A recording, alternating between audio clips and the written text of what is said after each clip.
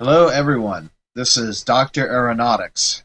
We're here on Rarotonga and we're flying leg 8 across the Pacific to Tahiti. Here is our expedition legs chart that we have, and we'll be flying from number 7 to number 8. This will be a flight that is almost exactly the same length as last time, and the higher winds actually mean that the flight time should be identical. But that's assuming that we had a good flight last time, and we did not. I'll talk a little bit more about that. We will also, like all other flights, be at 30,000 feet because we're in the blue water zone. We'll be flying a speed profile of 2, exactly like last time, and that's good because that's allowing me to home in on exactly what the P38's true fuel burn is for this particular simulated aircraft. I have very closely characterized the just flight model, but due to a number of crashes on the first leg, if you weren't happening to be watching, I have abandoned that for the Milviz version. Estimating just about 2 hours for the flight, and we'll have plenty of leftover fuel, so there's not a point of no return, safe return, or a point of one engine return. Okay, here is our nav log. Fairly straightforward, except for beginning a descent. I'm only initiating the descent per an action that I made for myself last time, if I can see land. The original plan, well, I'll get into that a little bit later. We're flying into, I think it's pronounced Fa'a or Fa'a. Not exactly sure how to pronounce that, but I do know the tick mark means you have to stop the sound before you say the next sound. Now, one note, if you look at the airport information in the bottom right of the chart here, you'll see that almost everything is filled out, and that's because Tahiti is actually a very large island in terms of population. The central town, Papeete, has over 100,000 people in it, so it's quite a bustling place. So as you might expect, the airport is actually pretty good too. And Tahiti is our last island where there's a significant population on it. And I mentioned, background music. Obviously, we're not listening to background music, but it's a huge metaphor, right? So in a horror movie, when you have music, everything is okay, and then when the music goes away, then you know that there's an issue. So Tahiti is where someone starts to grab that dial, and they start to dial that back. And when we reach the island of Totagegi, that is where the dial reaches 0 and the music stops. So that's the next leg. But when we end our leg today, that is the end of the medium difficulty. And the difficulty will switch from medium to hard as things really ramp up for longer flights over more blue water. Okay, here's the Celestial Navigation log. It looks almost exactly the same as last time, but I have revised the ground speed due to a combination of wind and being able to collect more data from that type of flight. So I'm zeroing in on what our actual TAS is, counting the wind and everything else. We are single engine return, and we are single engine to the airport all the way. Okay, here's the fuel burn chart, and remember what we said the last leg. We're starting to zero in where we start to have a point of one engine return. Well, we haven't quite done it now, but we're really, really close. And the difference between last time and this time is not the distance. In fact, I think it's somewhere in the vicinity of 10 miles of what it was last time. It's the winds. We have quite a high tailwind, 25 to 29 knots. So we're going to get pushed along a lot faster than we would normally.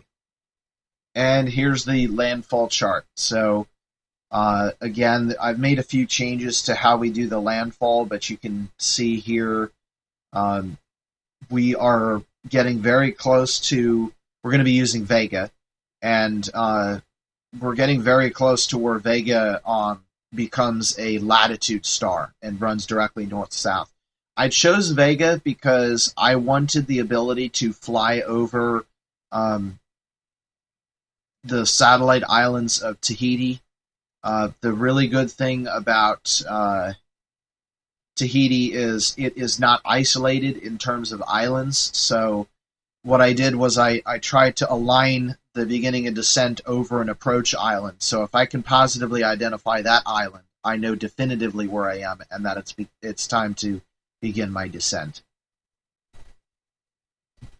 Okay, now I have 4 quick actions. I didn't do a root cause analysis because it was pretty obvious at the time what was going on, but I'm calling this the sickle fickle.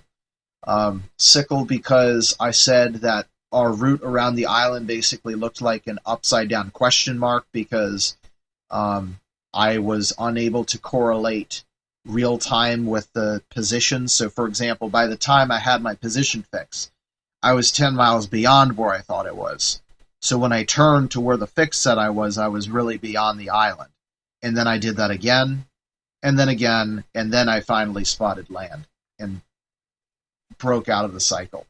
So there's 4 quick actions. One is the beginning of descent should not occur until we either reach the LOP intercept, and that's so that we can definitively say, yes, we are expected at this point, rather than throttle down, which changes our speed quite a bit and makes the calculations for when we actually reach LOP intercept harder, or 92 statute miles from the destination, whichever is smaller. And that's based on how rapidly we descend, which I think we've been under planning it, so we descend more rapidly than we were predicting.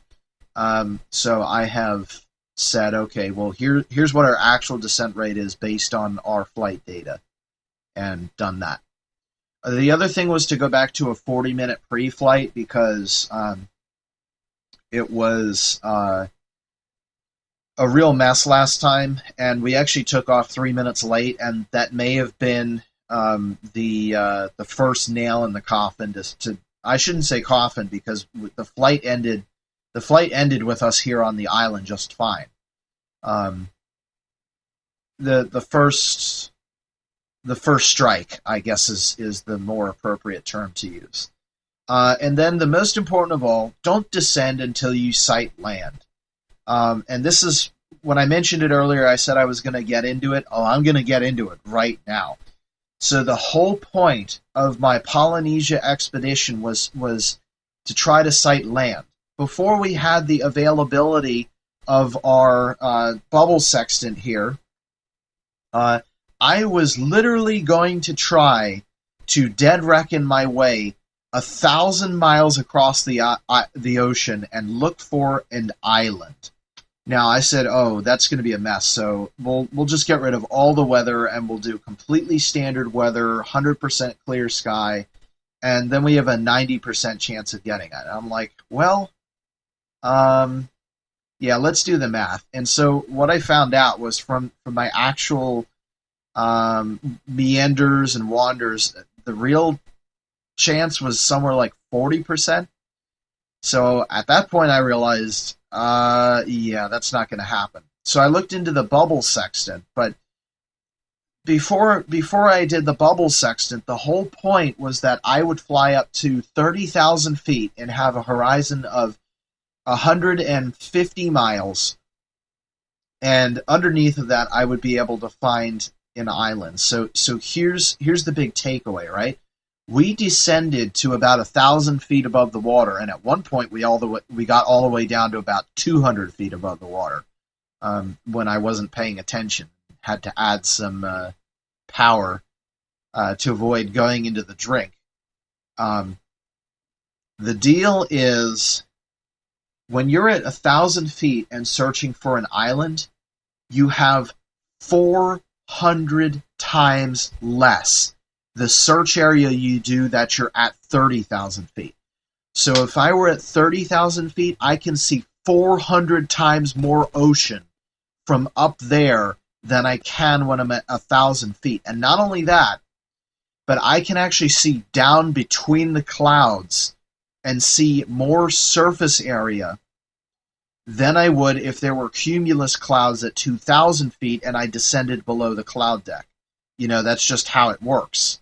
So I can only see a very small fraction of land when there's clouds from low down, and I can see a lot more from high up, and that's not even taking into account the Earth's curvature. If I take into account the Earth's curvature, then it's like 4 times 400, or like over 1,000 times higher chance that I'm going to sight land from 30,000 feet. So until I sight land and know for sure where I am, I'm not descending. And the last thing I need to correct for my LOP offsets, I got an offset of 10 miles and said, sure, I'm gonna correct for 10 degrees. No. I need to say I'm 10 miles off, I'm 50 miles from my destination, I'm going to turn my E6B so that 10 is opposite 50, and now I'm going to read the rate, and it says a correction of, let's just throw it out there, 5 degrees. I'm going to turn 5 degrees to the right now, and I'm going to adjust my compass right here so that the track is facing 5 degrees plus the LOP intercepted magnetic heading. That's what I got to do. And if I do that, I think we're not going to have as much of an issue where it's like, I'm pretty sure the island is over to the left, but I've corrected to the right for a long time, so I mean, it could be over to the left, which is a horrible way of navigating, because that's not dead reckoning. That's dead guessing, and that's really, really messed up. Okay, and lastly, I'm just going to narrate this Google Earth snap right now really quick. We are actually going to fly over a small, actually it's not an atoll, it's a real island with a runway on it, shortly after top of climb. So I am going to try to look for that, and I'm going to spend a lot of time. As soon as we get top of climb plotted, I'm going to get a time estimate for when we reach that island, and when we get near that time estimate, I am going to search for it. We're not going to have a moon tonight. We're going to have a first quarter moon, and the first quarter moon sets at midnight. And we're taking off almost at dawn. So no moon, but I might be able to see waves breaking. You never know. And then after TOC 1, we enter the Society Islands LOS, which stands for Line of Sight Range. And there's an archipelago called the Society Islands, which is basically French Polynesia. And when we get into that white zone, there's a chance that we could see any one of those islands. So I'm going to start scanning the horizon until I can make out an island. And by that time, it should be getting on dawn. So assuming that there's not too much cloud cover, I should be able to find one of those islands. And if I can positively identify it, then I know where we are relative to the other islands, and specifically Tahiti. So there's a really good chance that this flight is going to end when I expect it to end, because I'm going to know where I am ahead of time based on the islands that I can see. Really, even the TOC, if I flew during the day, I probably wouldn't even need a TOC celestial checkpoint. I would just fly from TOC all the way to Tahiti, but I'm going to do this in the night because I really want to, or at night rather, because I really, really want to correct what happened last time before we seriously get into legs 9, 10, and 11.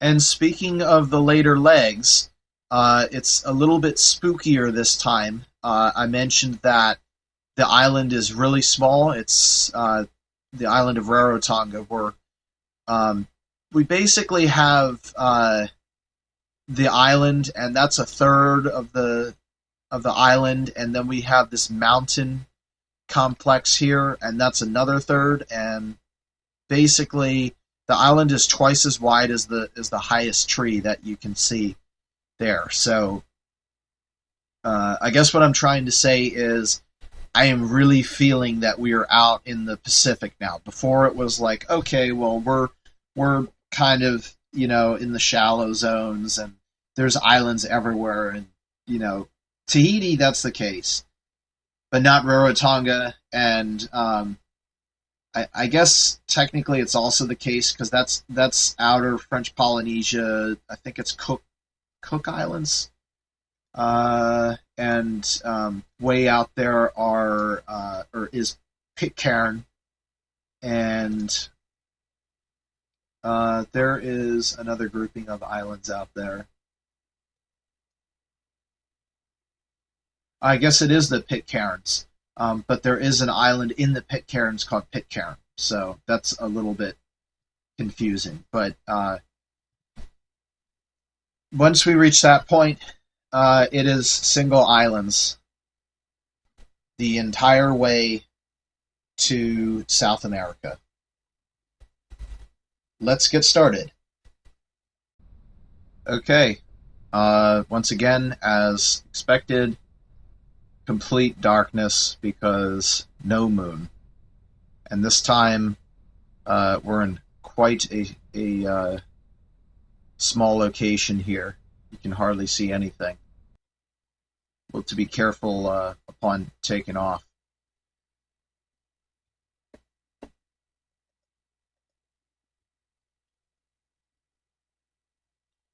So I'm pretty much going to need to skip through the visual pre-flight because I can't see anything.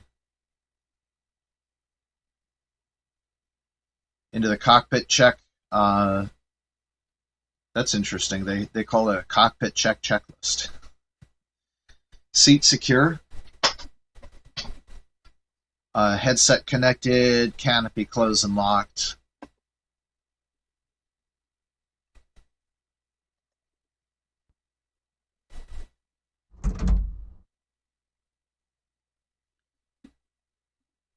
Let's see, flight controls check.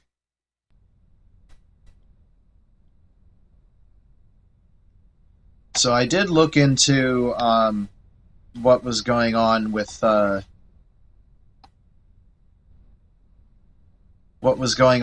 takeoff last time. When I took off last time, there was a massive what looked like wind gust. The plane almost lost control.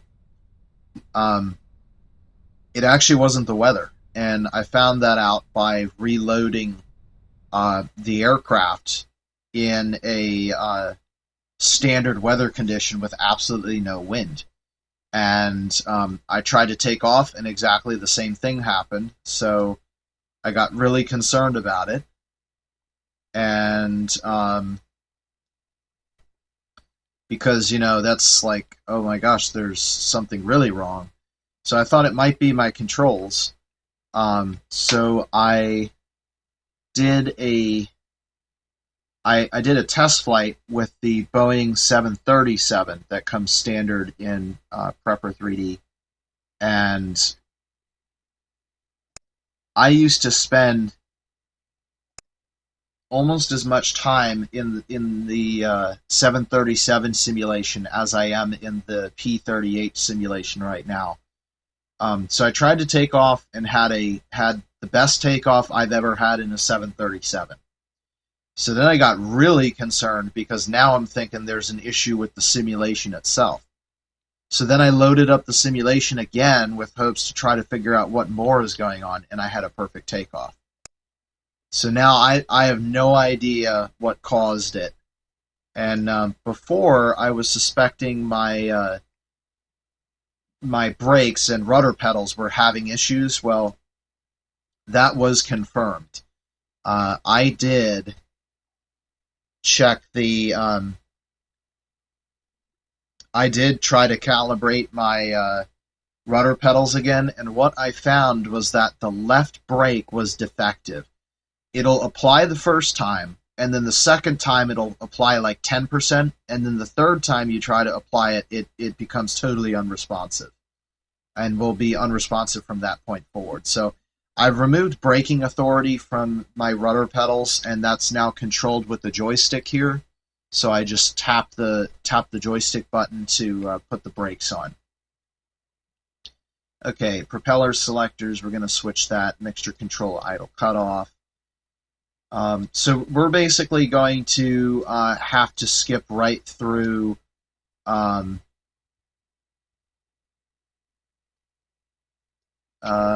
did I arrive at this train of thought? That's what happens when you try to multitask. There comes a point where you're just totally at a loss for things.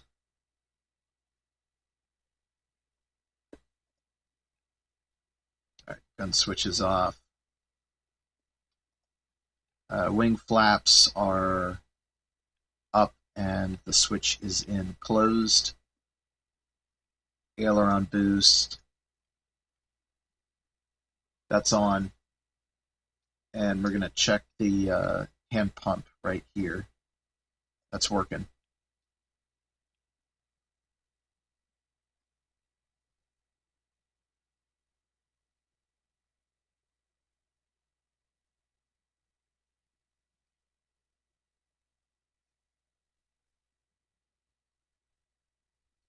Yeah, so no brakes on the rudder pedals anymore.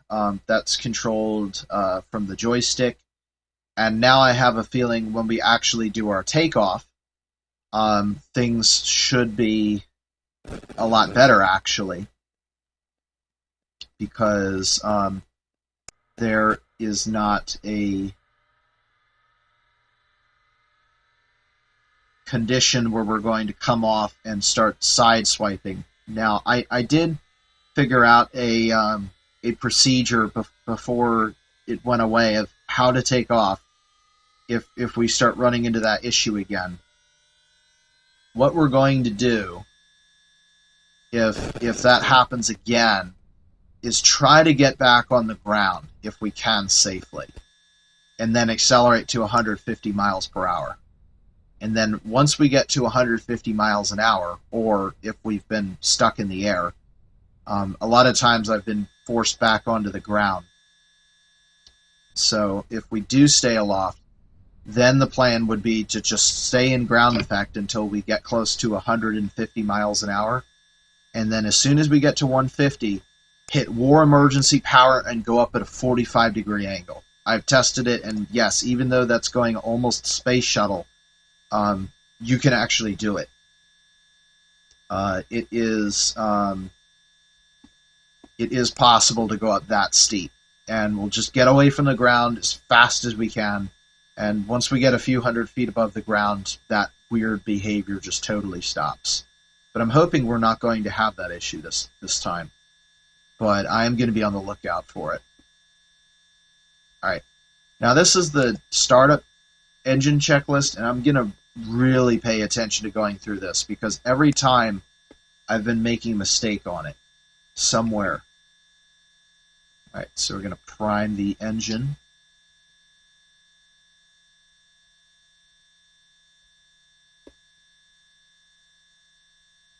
And starter engage. Energize. And mixture auto rich. Throttle 1000 RPM, yes. And oil pressure, yes.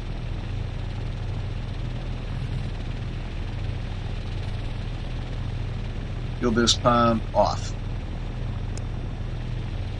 We'll do the hydraulic check.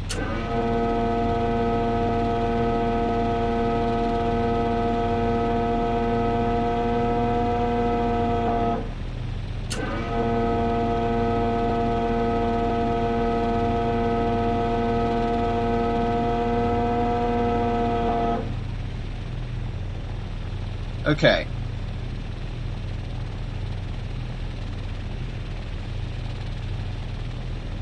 And we'll move to the right engine now.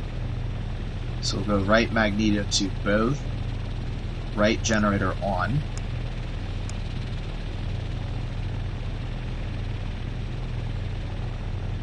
Fuel booster pump on.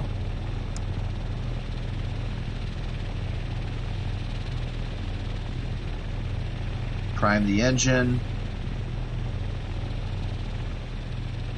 Starter engage. And energize.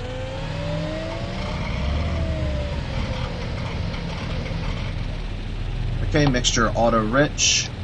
Throttle 1000 RPM, and we have fuel pressure, or oil pressure rather, but we've also got fuel pressure too. Fuel booster pump off. Okay, hopefully that's everything. Now we want to test the avionics light, so we'll put the AC generator on, and that's working. That completes our night flying checks, and that also completes the starting engines checklist. So we're going to go to after starting. We test the feather switches, even though they don't really do anything. It's just how Prepper3D simulates things, not very good. Oil shutters, we want those in the automatic position, and yeah, they're in automatic, which is the up position, so we're good. Let's see, gun sight light, check.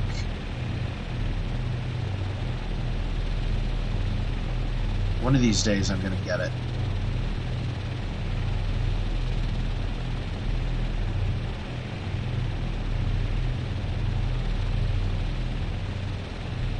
You know what I might be able to do? I might be able to push the seat forward, and then I would see it. Nope, that's still not helping.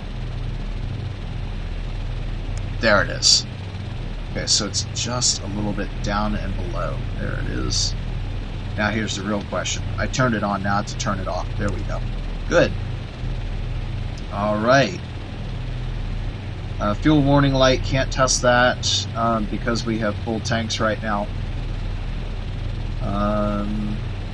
Fuel gauges full, and we'll have to do the fuel offloading trick once we pull away from here, because we don't have the tanks that this airplane has. That's based on the first flight when we took off from Australia. Using the Just Flight version doesn't have the tip tanks or the 300-gallon drop tanks. It has 165-gallon drop tanks though. Okay, oil temperature check over 40 C, good. Oil pressure 75 psi. Give it a little bit more. Check. Fuel pressure 16 to 18 psi, check. Hydraulic pressure 1100 to 1400 psi, check. Intercooler shutters full open.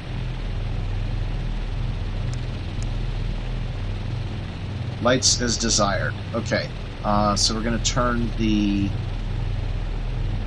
Where is this thing? Going to turn the recognition lights on. Alright, I just never turned them off. That's not good, because they could have gotten burned out. I don't like that.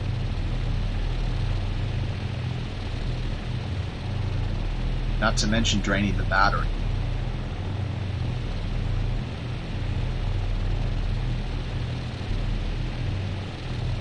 Okay, and then let's see, we've got the cockpit light, so we're going to turn on landing, wing, and tail. And we're now to our taxi checklist. So at this point, I haven't been doing it, and I really need to make a habit of it. Taking the block out time here is 13:11. So we've got like 20 minutes before we have to take off, and I'm going to spend that time to set everything up. So it is time to taxi now.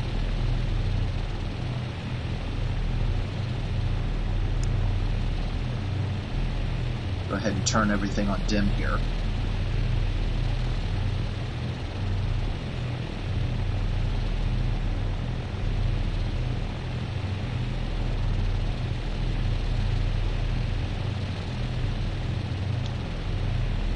And my brakes are working good. Yeah, so the one disadvantage that we have in doing the brakes this way is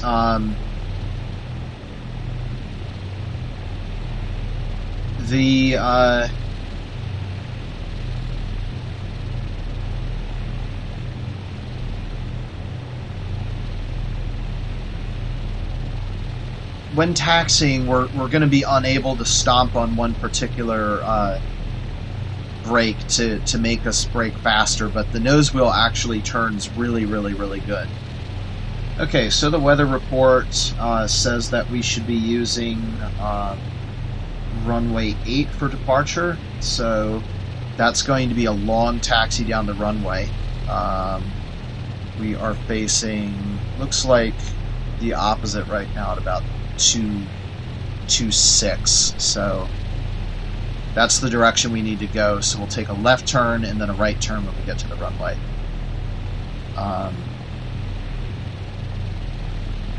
Is there anything else that I wanted to do? I feel like there is.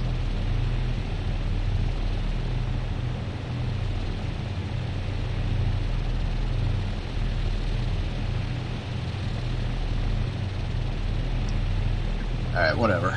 Let's just get going.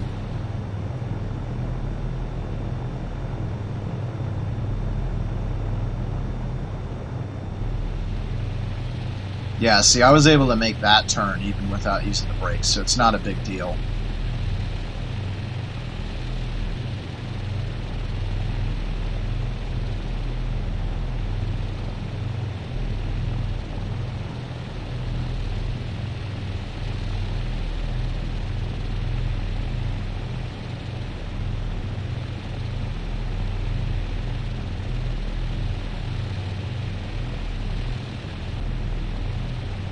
I remembered what it was.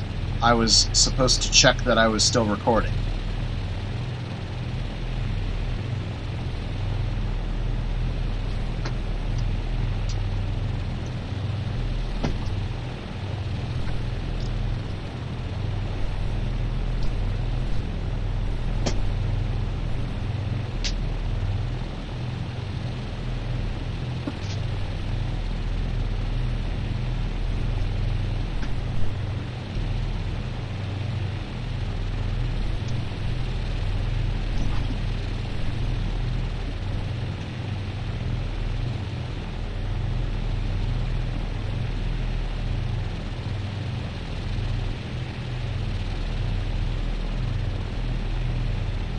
Alright, we'll do our brake check now. Good, they are working. So the brakes on this plane are ridiculously powerful. So you can see that we can stop on almost any runway, because the landings we've been doing previously haven't even been using the brakes at all. Okay, instruments checked, so let's check the turn coordinator. That's working. Our vertical speed indicator is reading 0, so that's good.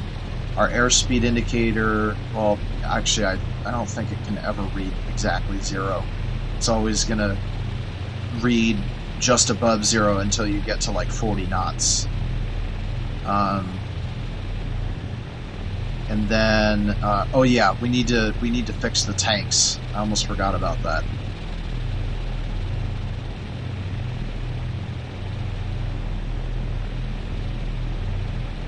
Everything else looks good. I will set the heading indicator again.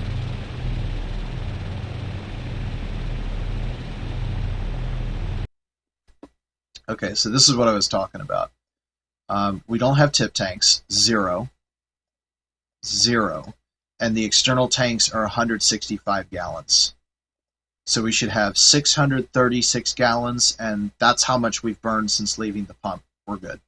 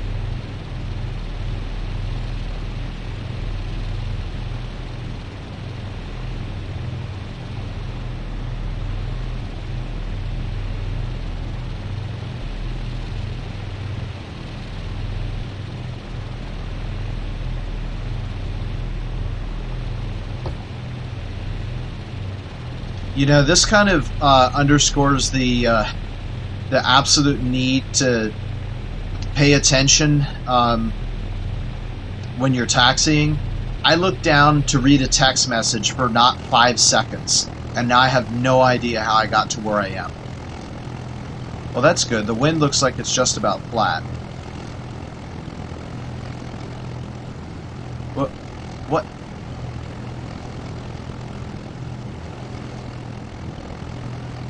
What, are we having graphical glitches here? What the heck's going on? I found the runway, but it's disappearing on me.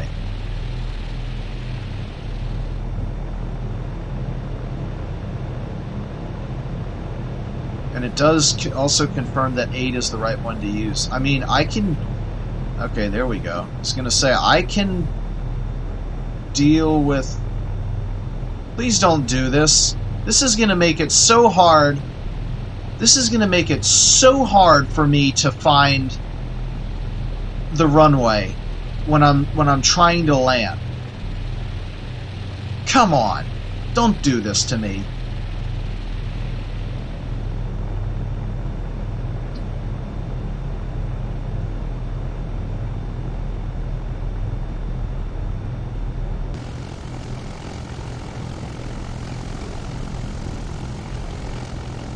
If the airport scenery won't load, then how the heck am I supposed to do this thing?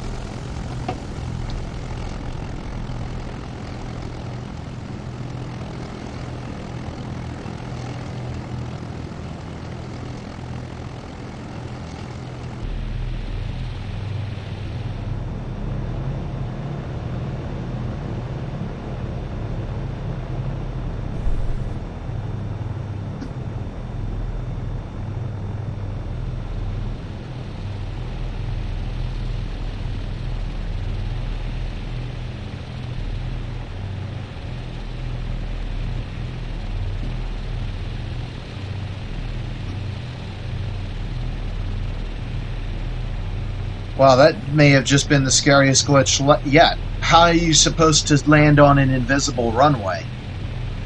Alright, let me get the time down, because I'm supposed to be entering these in my checklist, and I never have. Okay, so we're ready for the before takeoff checklist at 13:20. Cool, that's in the nav log now, as it should be. Okay, before takeoff checklist, canopy locked, side windows closed with ratchets on.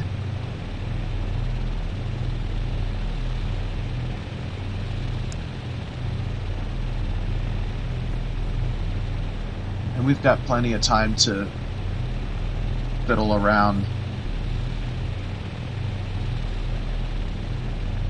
Alright, one window closed.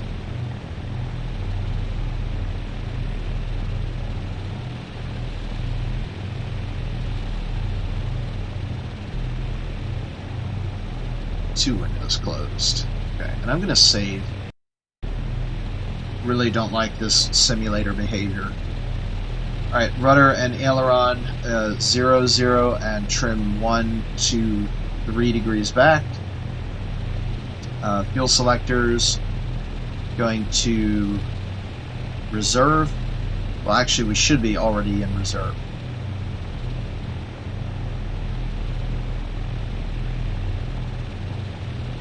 Well, it looks like there's enough light that I can actually read it right now. That's good. Both are in reserve. Fuel boost pumps both on. Bomb selector on. Switches in safe. Now it's on.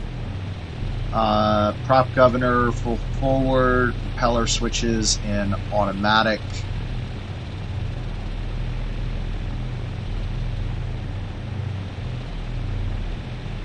Kind of hard to read that.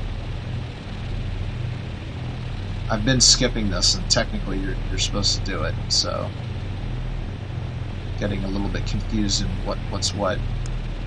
There we go. So automatic is the center position.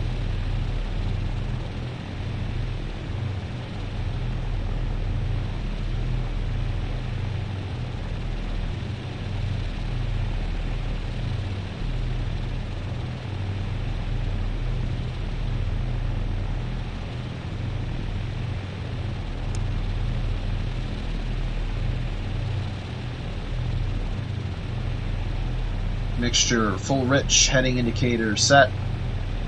Vacuum, check 2 inches.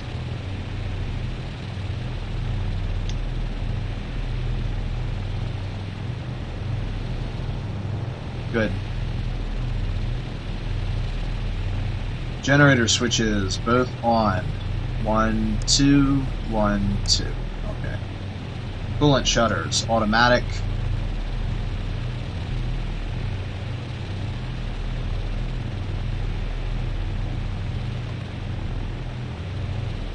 I'm hearing strange noise. Is that rain?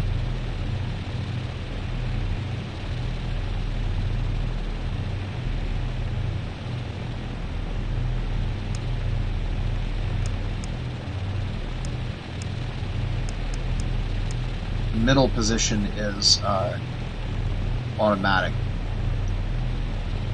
Oil shutters are in automatic as well. And the intercooler is full open. Dive flaps check up.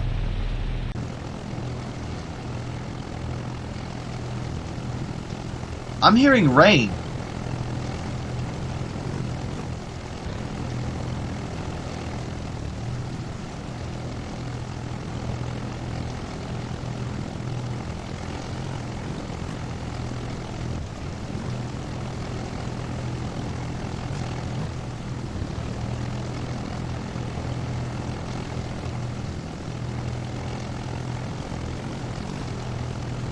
This was never in the forecast.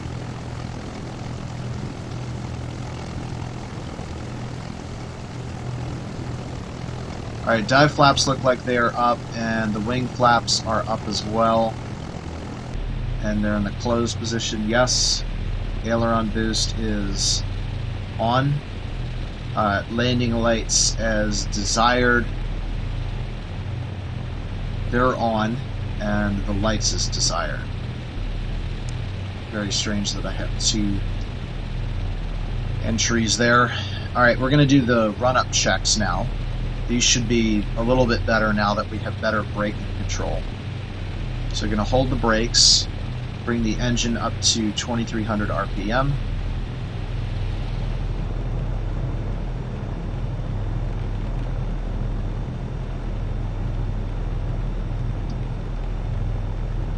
Magnetos check, so we're in both. We're going to go to left, or I guess that's right. Then go to left.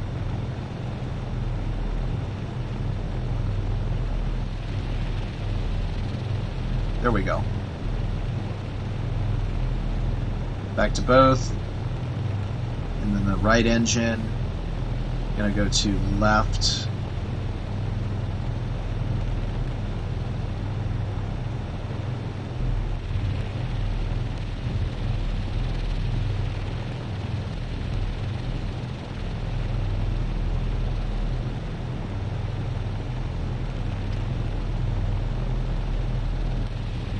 Whoa, okay.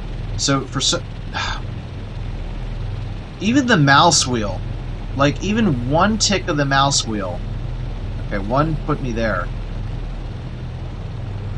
Oh, you know what? Maybe this does work with the mouse wheel. It's just you have to grab it at the very... No. Oh, shoot. Okay, looks like we got that at the last second. Yep, one mouse wheel click was all it took to do that. So definitely don't do mouse wheel.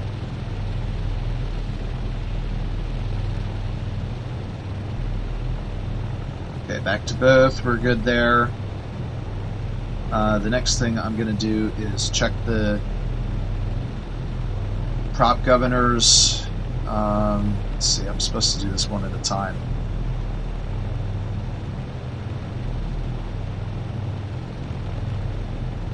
Technically supposed to do everything one at a time, but I can't because of how the how my yoke works. Okay, that's back. Pull forward again. And then check the tachometer, 2300, good. Ammeter under 50, voltmeter, good as well. So, what did I just hit?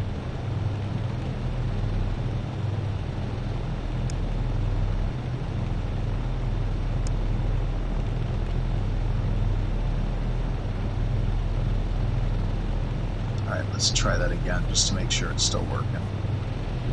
Okay, yep. Alright, so that was the right engine. I already checked the magnetos, a little bit out of order. We're under 50 amps and the voltmeter's good. So everything is good here. And we're going to bring the throttles back to 1200 RPM.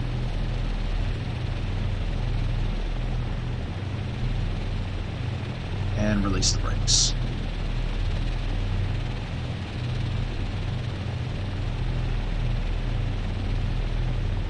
Alright, now we've got to address the fact that we have a rainstorm right now, and I wasn't expecting this. This is quite surprising.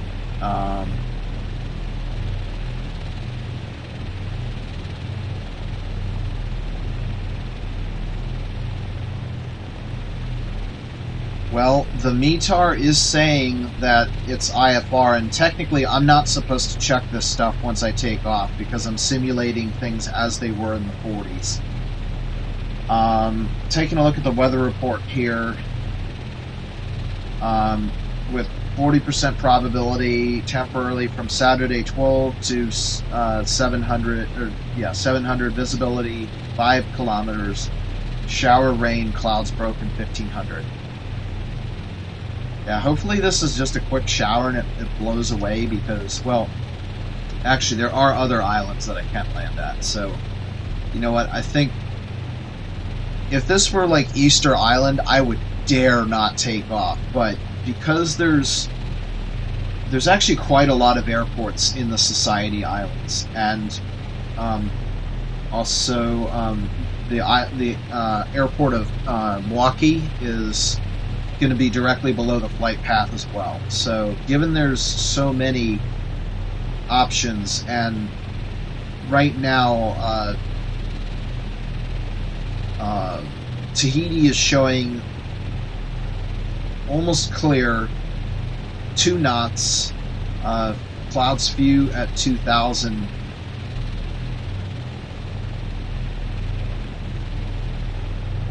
I don't know, let me okay, yeah, the wind's blowing from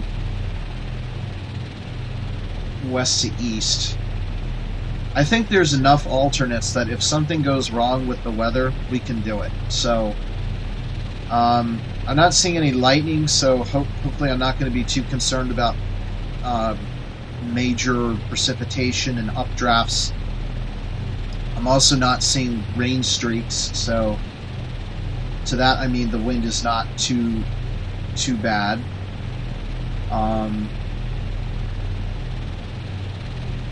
Alright, let's check the time and start setting up for our first shot. So it's 13:30 and we have to take off at 38. Yeah, so we've got 8 minutes to set up here. So we are at or no, we want top of climb. 20 south, 39 minutes.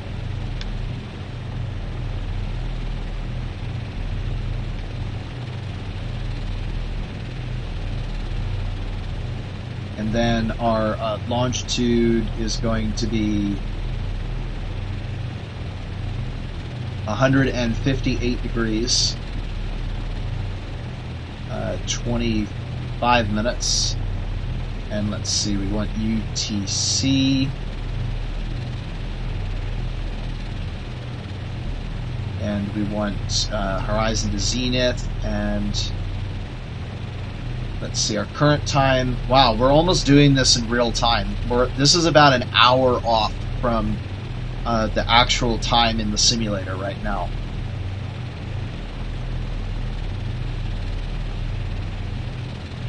And the anticipated time is going to be at 14:06.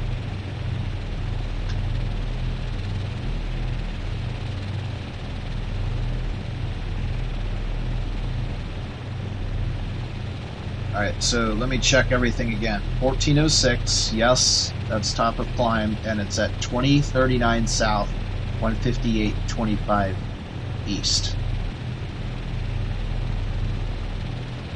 West. Okay. Alright, everything looks good, and the course is going to be, let's set that up. Course is going to be 53 degrees.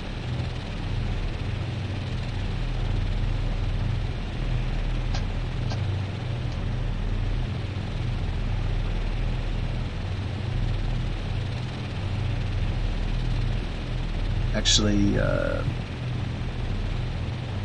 there we go. It should look like about that. The actual course, though, is going to be 67 degrees. So we want something that is very near to 67 degrees.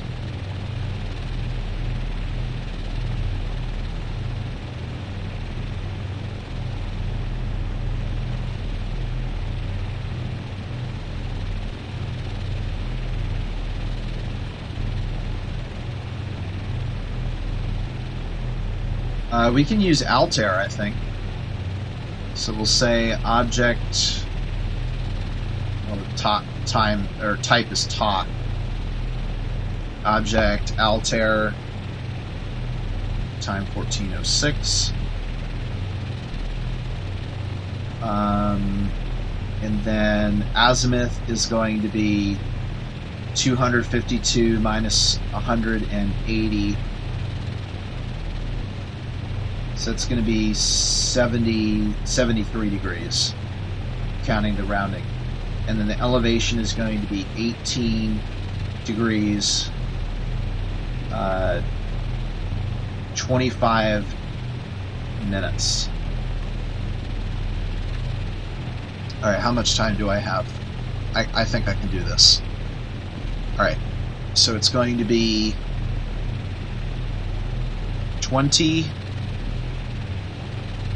39 south, and then 158,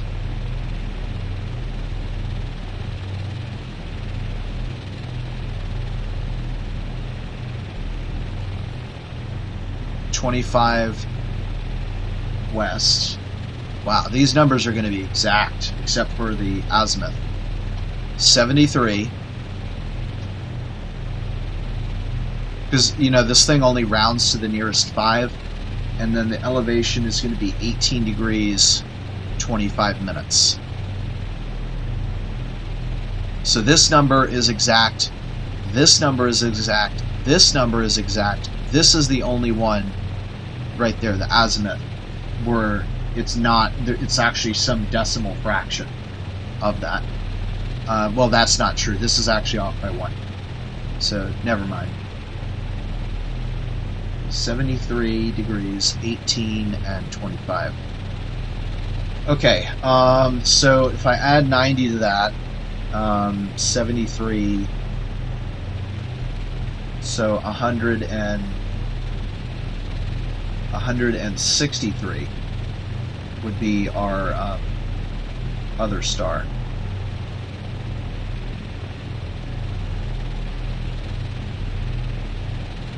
Let's use Peacock. That is going to be 324 minus 180. And keeping an eye on the time here, 2 minutes. 324 minus 180. 144. Yeah, that's not good enough. I want 163.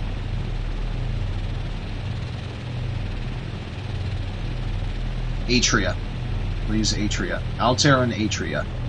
Atria is going to be at 170 degrees azimuth, and the elevation is going to be 39 degrees, 54 minutes. Okay, we have to handle departure now. All right, bringing up my checklist here for takeoff.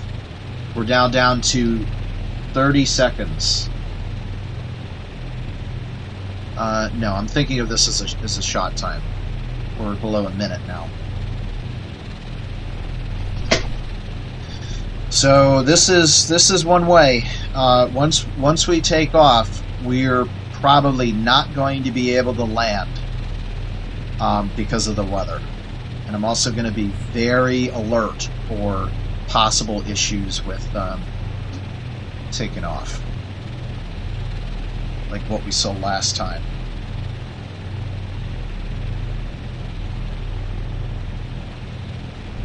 Okay, 15,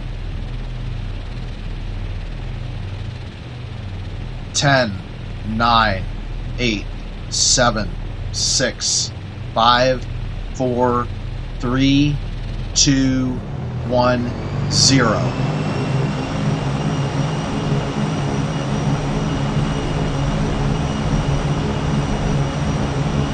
Alright, things have been good so far.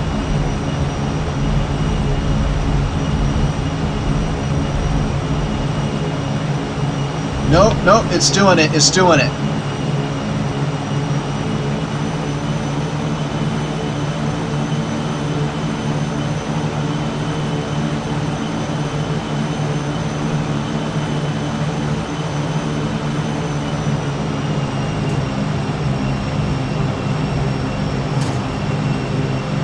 Okay, well, I don't like that I saw it, but I'm going to consider that a successful avoidance. And we're in instrument condition, so I really got to look at this thing. I can't not look. Oh boy, oh boy.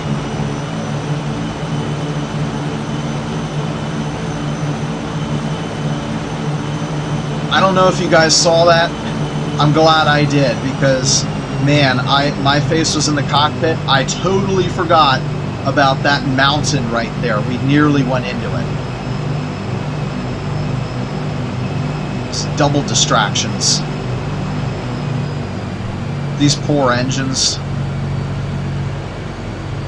Okay, we're in. Check the instruments.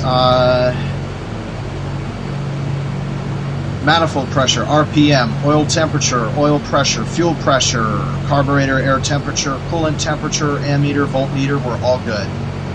Resuming the climb, or entering the climb checklist rather. So we're going to go to 40 inches, 2,500 RPM. Speed established 165 miles per hour.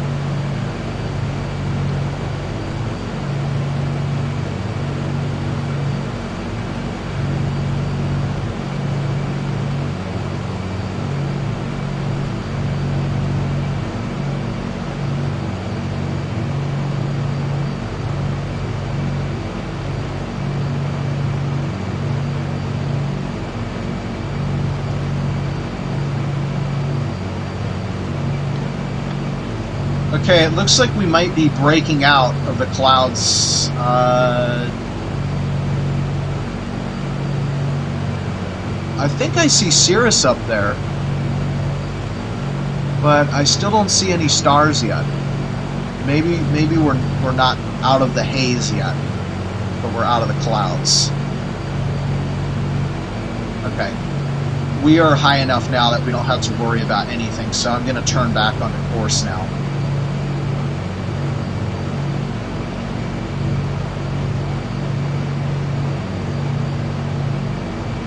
That's still not on course. Okay, I see a star.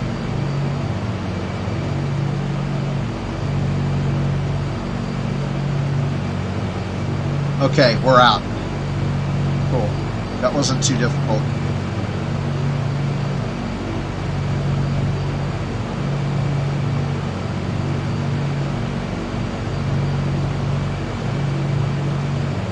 Alright, trim set, fuel boost pumps, both off.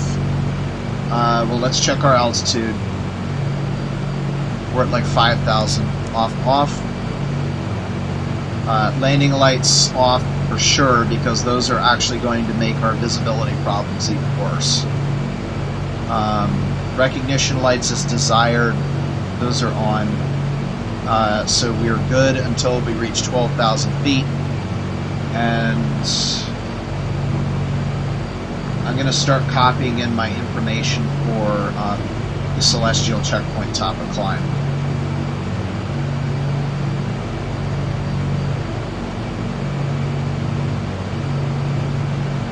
Star 1 name is Altair.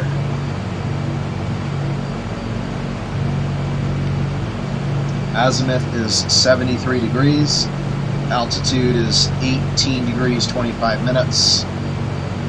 Star 2 name is Atria. Its azimuth is 170 degrees.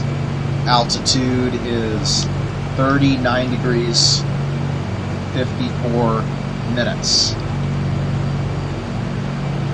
Okay, I think we're ready for the shot, believe it or not. So we're going to go back to our master procedure here, which is probably going to tell us that, yeah, do once during the flight, top of climb, record time of brake release of takeoff to the nav log, liftoff time, that's done. Okay, so we're just climbing up now.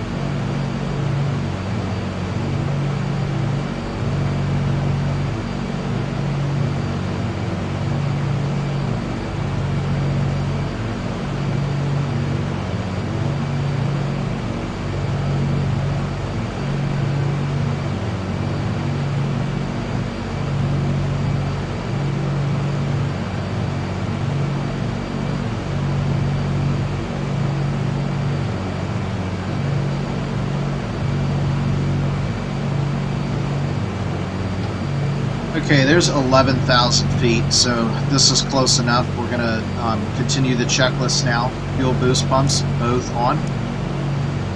O2 flow on. Check the blinker.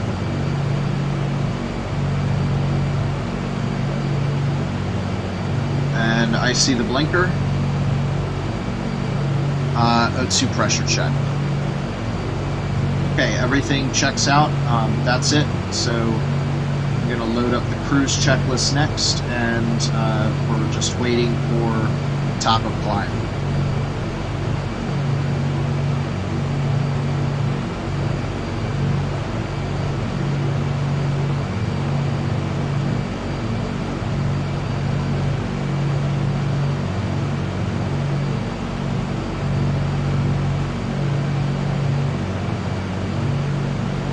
I like seeing that. The sky's mostly empty.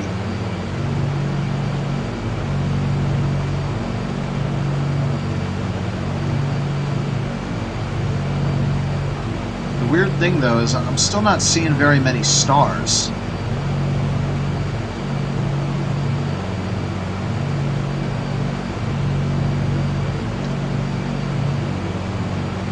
can see 2 in front of me right now.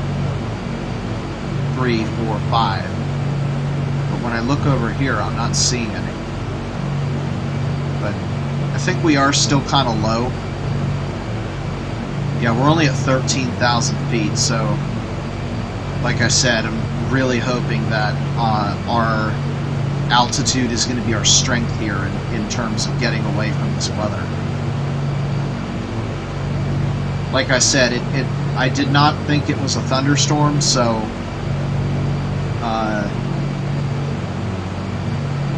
that means that we should be able to climb above it no problem.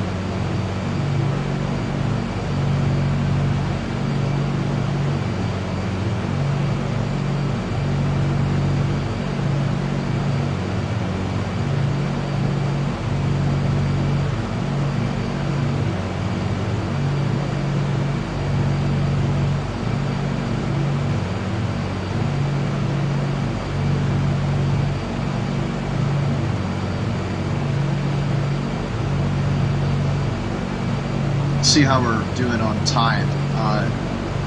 We're expecting the climb to last 28 minutes. We took off at 13:38 and it's 13:48, so it's been 11 minutes. That is a little bit under half the climb, so we should be right around 15,000. Yep, and we're at 14.5. So that's good. It looks like we're still on schedule. And things have stabilized out a bit, and I'm seeing more stars. Yep, I see a star over there, and I see a star over there. Okay. Yep, I'm seeing a lot more now. Good.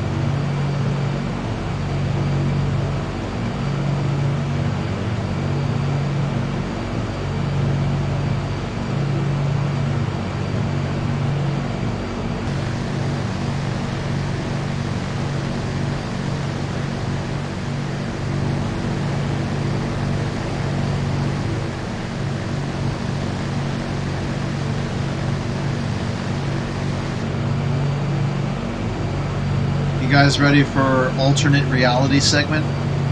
So, that space that's a cloud deck of cirrus clouds. There's another cloud deck here of stratus clouds. Under that, you can't see what's under it. So, for all we know, we could be flying on the night side of Jupiter, right?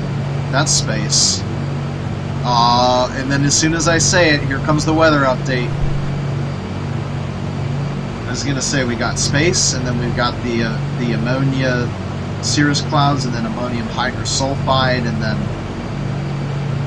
water clouds would be below it, but it looks like the lower stratus cloud layer is gone, and I think I can see the Pacific now. Yeah, it's all black now. I think that's the Pacific, so that's good, because that means we can actually see islands now as opposed to not seeing them. So, and I did have that as part of my checklist of items to do. Actually, you know what? I'm not going to get a speed measurement until after climb, so let's just assume that we're going to be doing what the navlog says, which is 385 miles per hour. And now, if I take a look at a distance of 77 miles, which is how long after talk, so that's 12 minutes. So 12 minutes after talk, we should be directly over that island that I was mentioning earlier with the runway, the island of Waukee.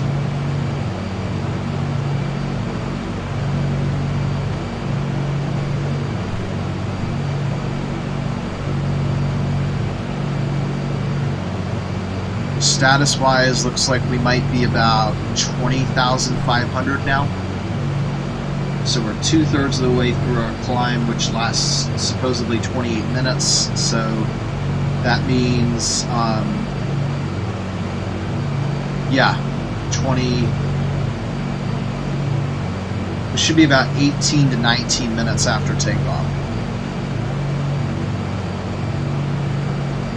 38, 48, 58. Yeah, we might actually be trending a bit ahead of schedule, which is actually better, because that gives us more time to settle and cruise.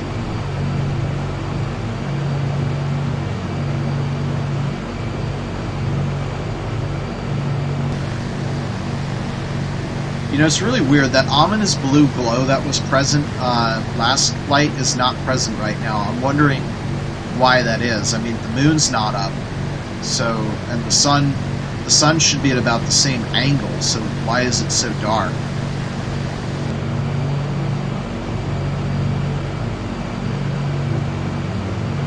Because this is literally 1 week after the same date. The only difference is, you know, there's a little bit of weather changes.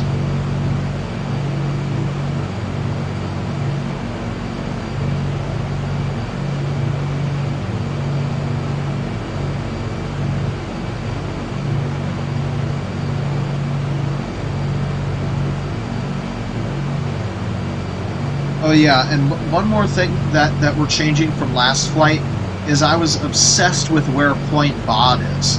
Right now, I don't care about BOD because I'm not going to descend until I see land. So as soon as we pass Talk 1, I'm setting up for the LOP intercept. And then guess what? How am I going to know when I'm at BOD? Well, when I'm as many miles from the LOP intercept as BOD is. And am I going to be there? I don't know, but I'm more concerned about intercepting the LOP than I am about figuring out where to begin descent when I can't see any land.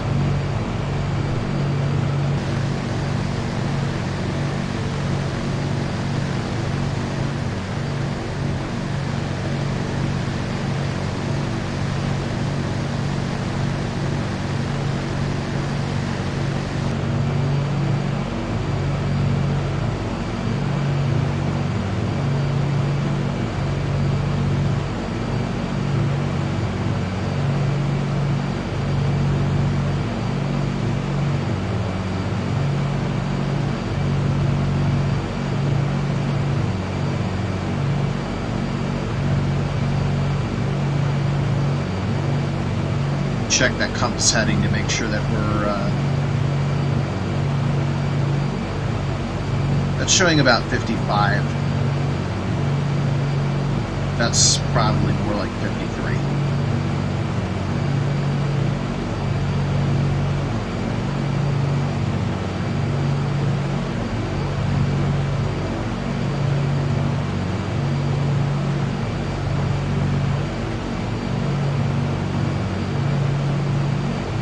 Alright, I hear the RPM cutting down, or the manifold pressure cutting down. We've reached the critical altitude. Wait, 39 or 40-inch climb? Yep, it's coming down.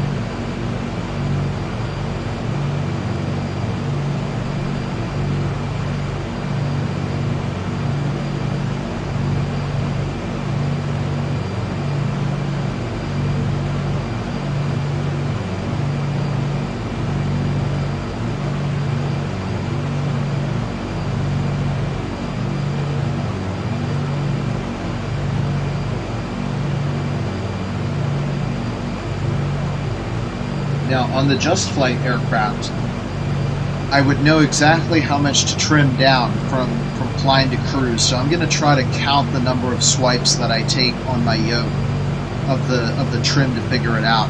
You can't identify it using this aircraft because it's dark everywhere except the panel.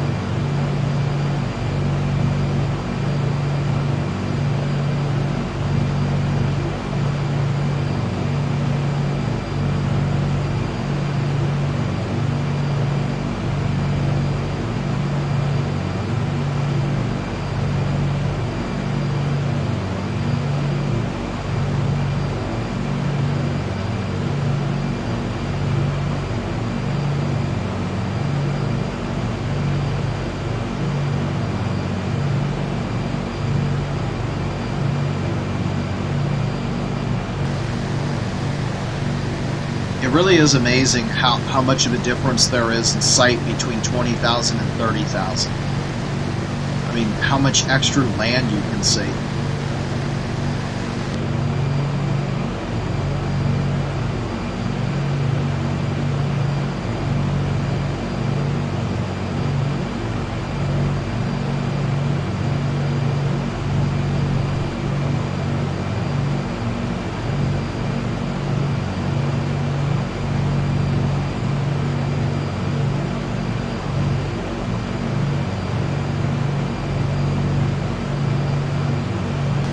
If I had lots of money, I would probably buy a P38 and then reinstall the turbo wheel with a Tesla turbine so that I can pull like 60,000 RPMs, and then you'll have like a turboprop that can reach like 65 to 70,000 feet. That's what limited the altitude of the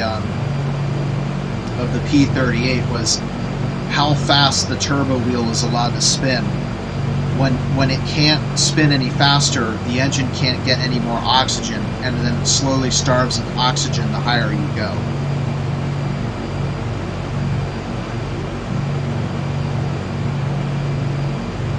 So if you were able to make the turbo wheel go as you know, at an infinite speed, then you would be able to maintain the engine power, and your only limitation would be the size of the propellers. You know, the propellers just not being able to move enough air without the plane going supersonic. That would be the true limit of the altitude. Probably can't reach 70, but you might be able to reach 60 or 65,000 if you did that sort of modification.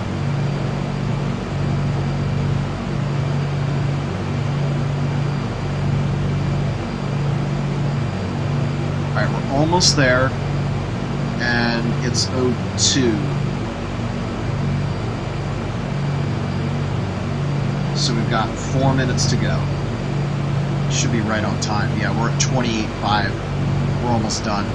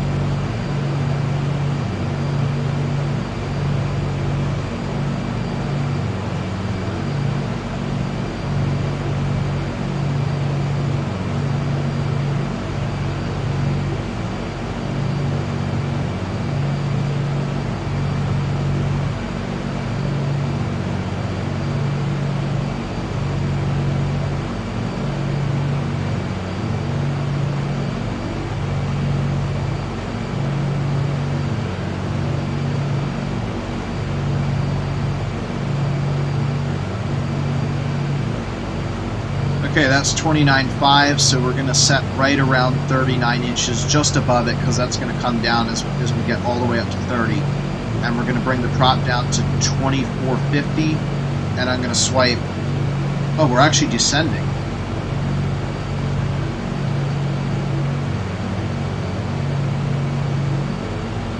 That's weird. Normally we should have to trim down like crazy now.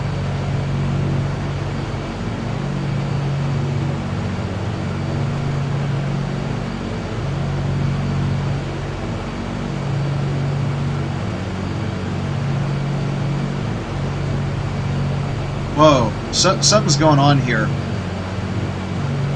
We're in a turn.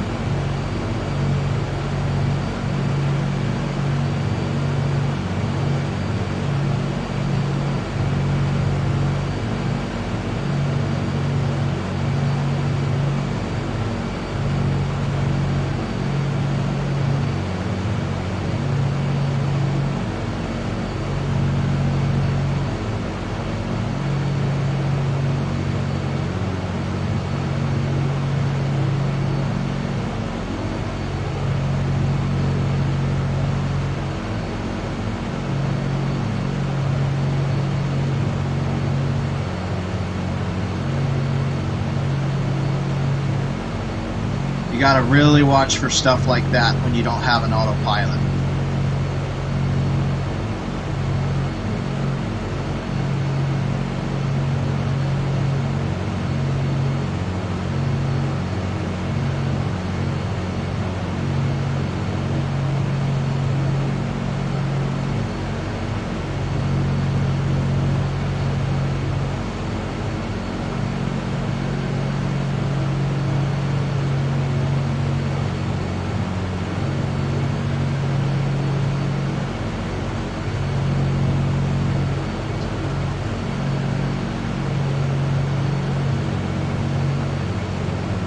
There we go.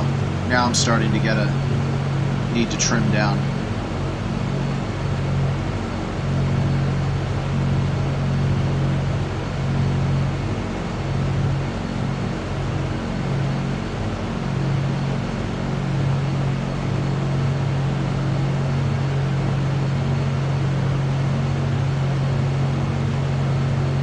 All right, let's try this again. So we're at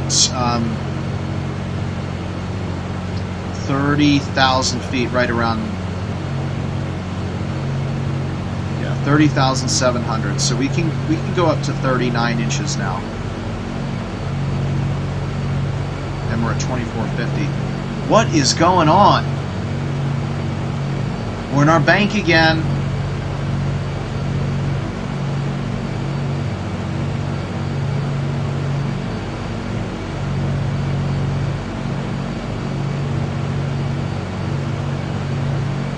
Alright, continuing on with the checklist.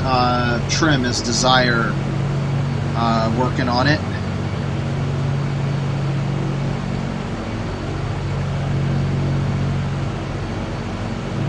Instruments checked. Manifold, RPM, oil temperature, oil pressure, fuel pressure, coolant temperature, carburetor temperature, ammeter and voltmeter.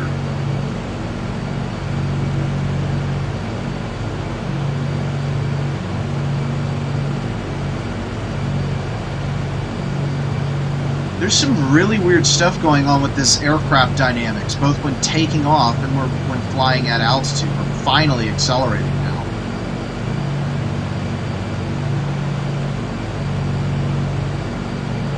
Fuel quantity monitor, almost full on the reserve as expected, and the mains are full. So now we're going to switch over to drop tanks.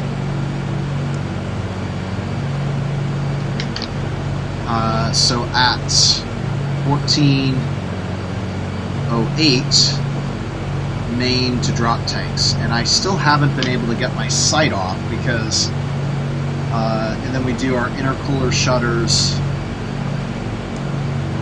we'll close those. We are in a bank again. What's going on? We keep getting put into a bank.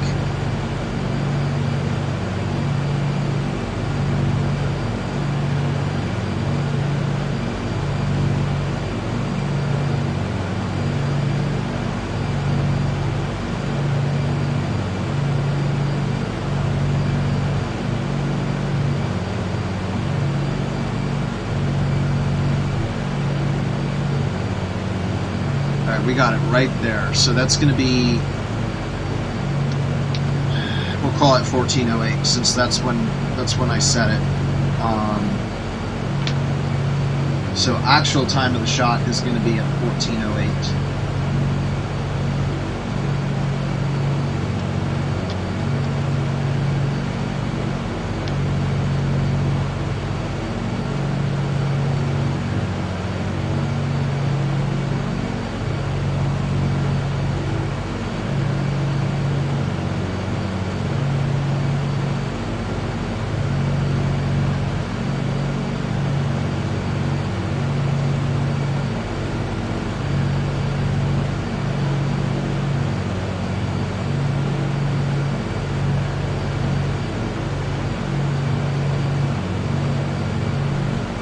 Offset is -5.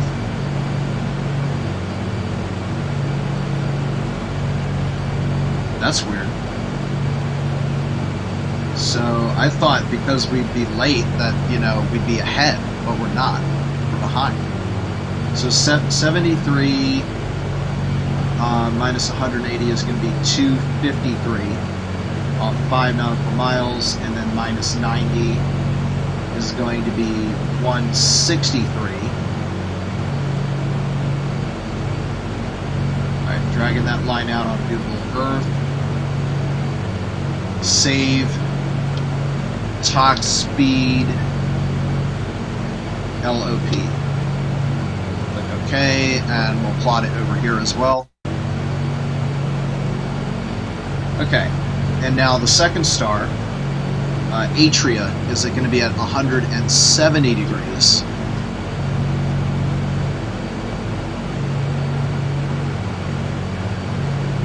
And that's going to be at 3954.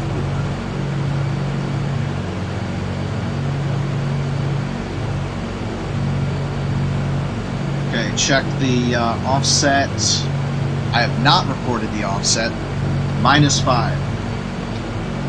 Okay, offset has been recorded. Clear the shot. And let's see, this is going to be over here.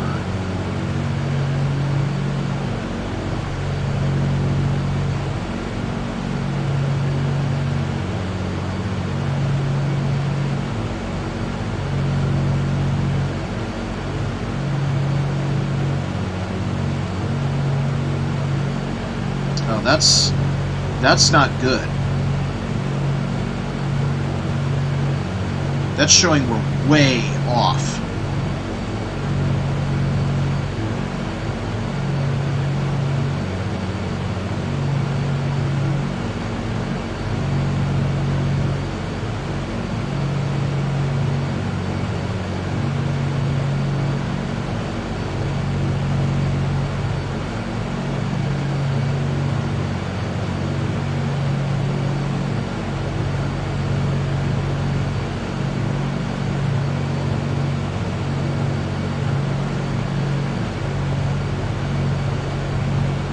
-35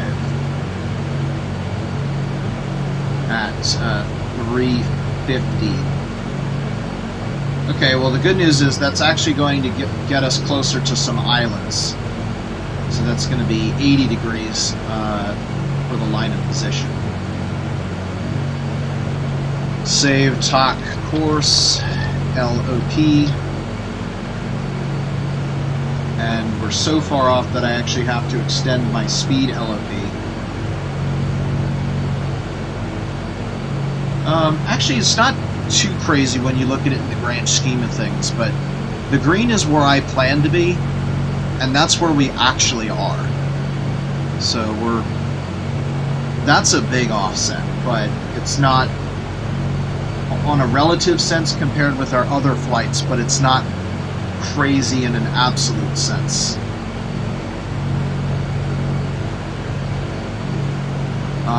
I need to record that offset.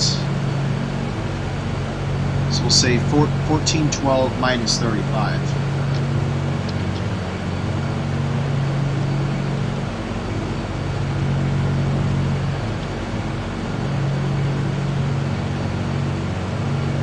So we're 25% missing the island.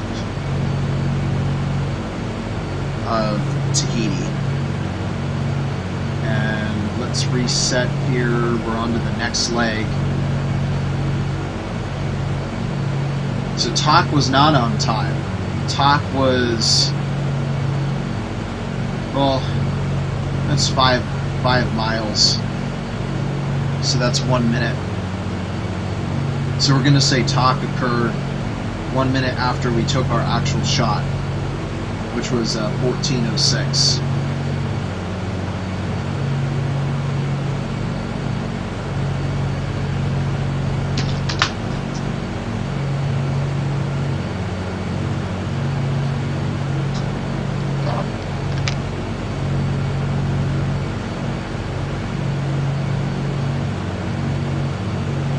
So, what did we say, 12 minutes after the shot is when we were expecting to pass over the islands. And the shot occurred at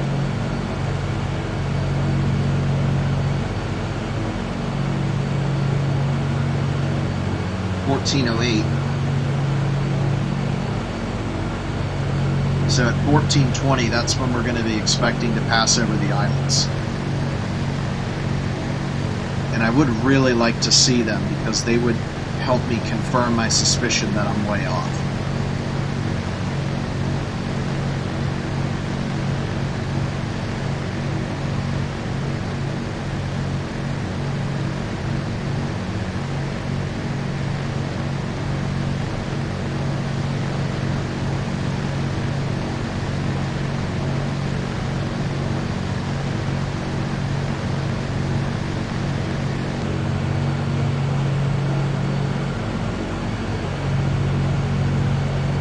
Alright, where did we end up?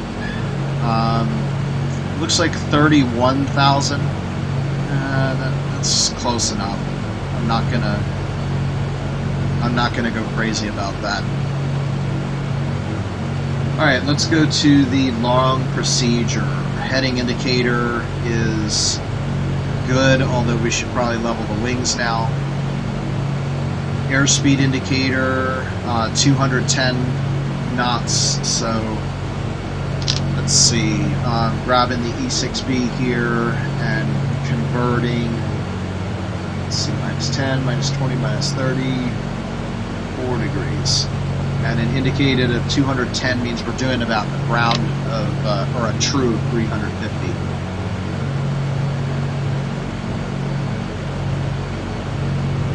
Airspeed indicator, watch that. Watch for islands. Currently in the process of doing that. Probably should give it just a little bit more attention here.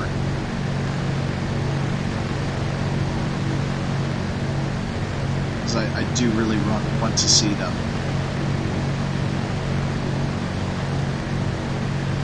It will be hard though because it's a moonless night. Chart update. Okay, so how long ago? We're traveling at 350 miles an hour, which is roughly 6 miles a minute, and it has been 9 minutes. So 9 times 6 is going to be 54. Oh, we should be like right over them.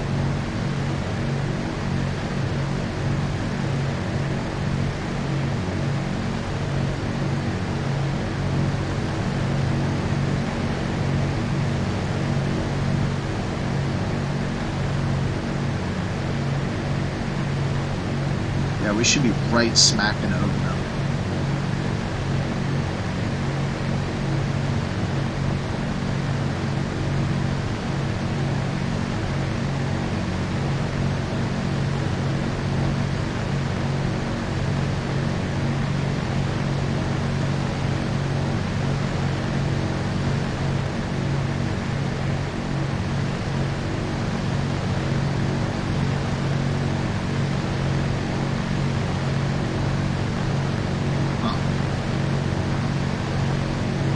Well, I knew it was going to be hard. I didn't think it would be impossible, though. Going back to the checklist.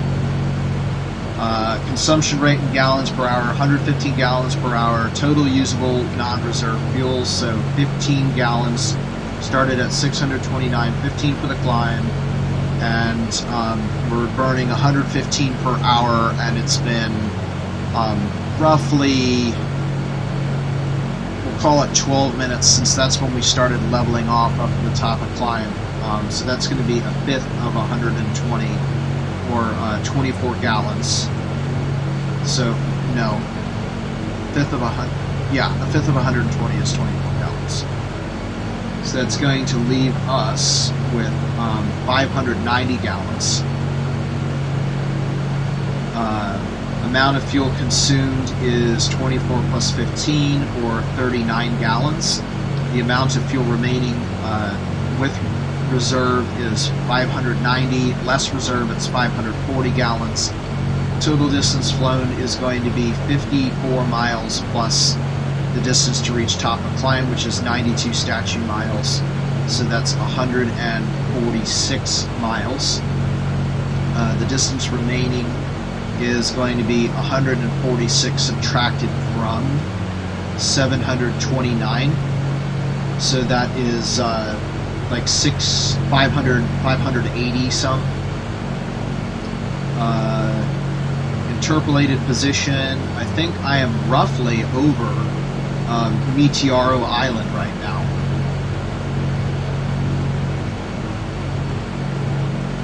Is it possible to return to home base? Yes, at every time.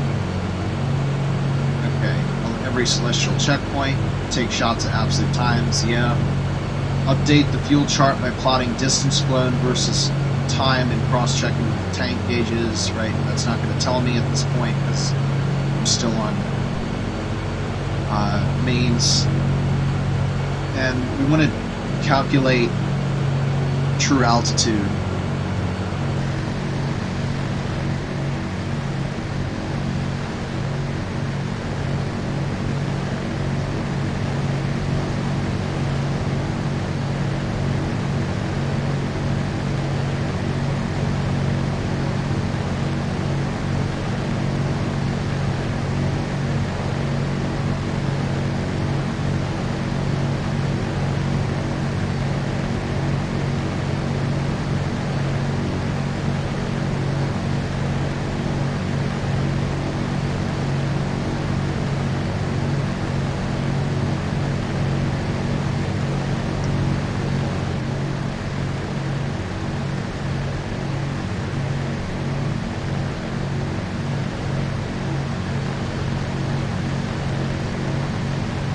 If it were day, I know we would have no problem finding these things.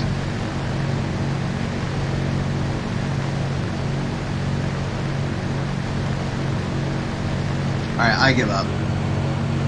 At least for the time being. So we're going to convert to pressure altitude, so that's 2992 minus the altimeter, which is currently set to 2987, so that's minus 0.05 times 1,000, so that's 1,000 over 20 or 50 feet, plus our indicated altitude, which is 31,300. Yeah, let's trim down a little bit. That's too high. So our current altitude is 31,350. Let's see, and then calculate actual ground speed from the previous site. That's not possible because I don't have two sites and wind direction and speed. Again, not really possible because I need two and landfall becomes current. So, okay, now I start setting up for talk plus 30 minutes.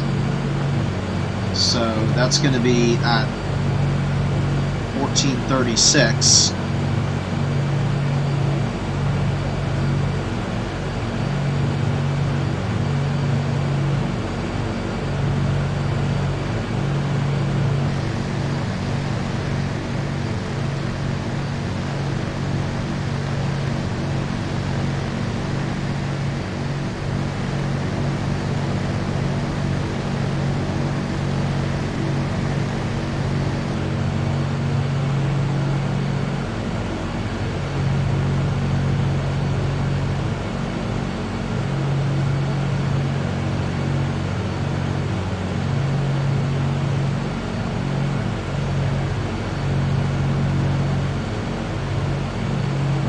1336, and we're going to have to get a interpolated position.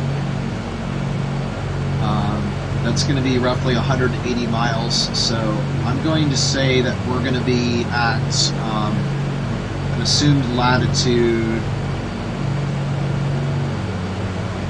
of 19 degrees 35 minutes south and a longitude of 155 minutes and 50 minutes west.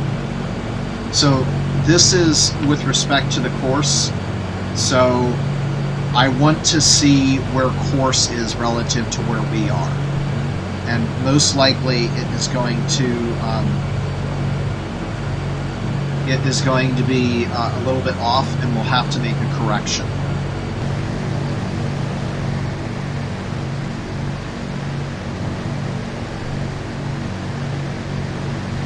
Dang, still nothing. We're probably beyond them now.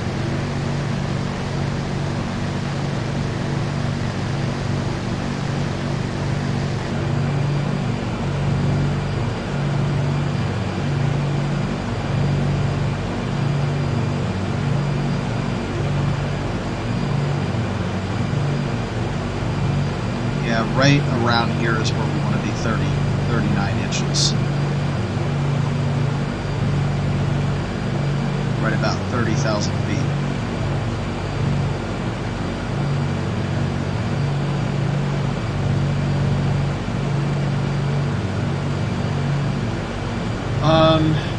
So yeah, that gives me the information I need for Skyview Cafe. So I updated the time. The new position is going to be 1935 south and 155 50.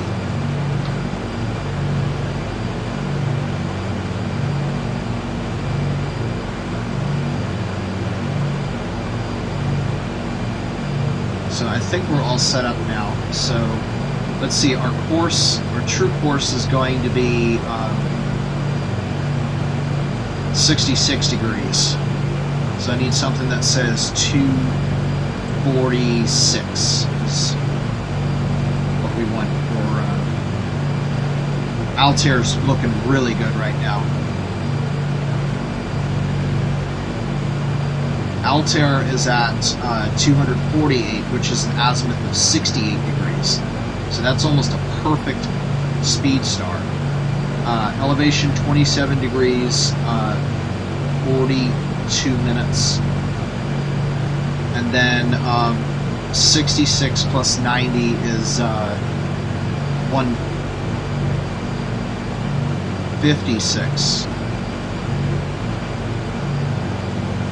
So in Skyview Cafe, that's going to show up as 336 or so.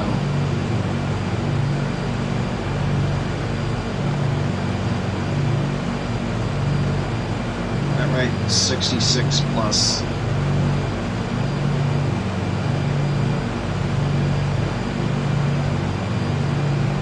Oh shoot, I might have done the math wrong. So if I did the math wrong, then it means that we were not perpendicular. I needed to advance that LOP, and we are actually on course. All right, let's try to get this really good. So it's going to be 66 plus 90 is 156. Plus 180 is 336.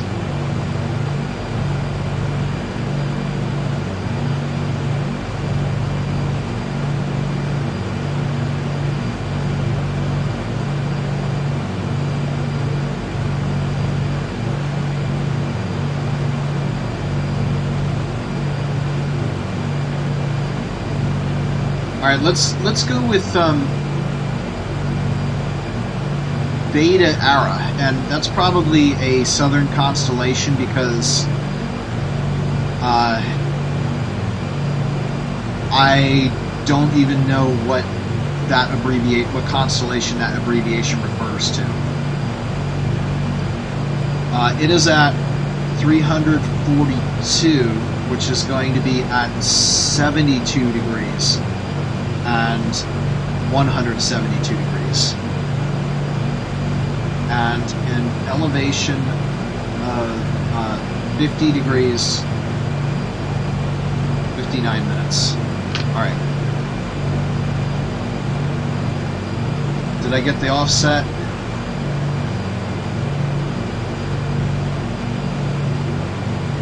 Yes, I got the offset recorded, and I got the LOP recorded. So clear the shot, clear star 1, star 2, and we are at 19:35, 1:55, 50, and 68 degrees. No, that's not far enough off to need to advance a line of position. Okay, so forget what I said. We're definitely off. Okay, so 66 degrees, 68 degrees. And then 50 degrees, 59 minutes.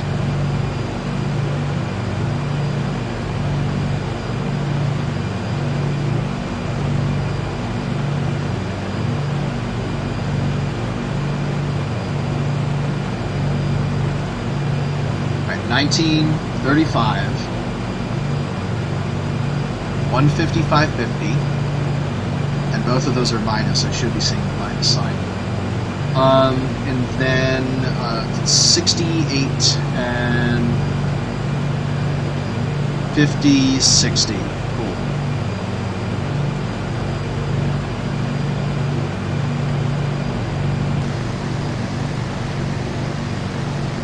Well, now we should have absolutely no hope of seeing those islands. So, from where I think we are, we'll never see them.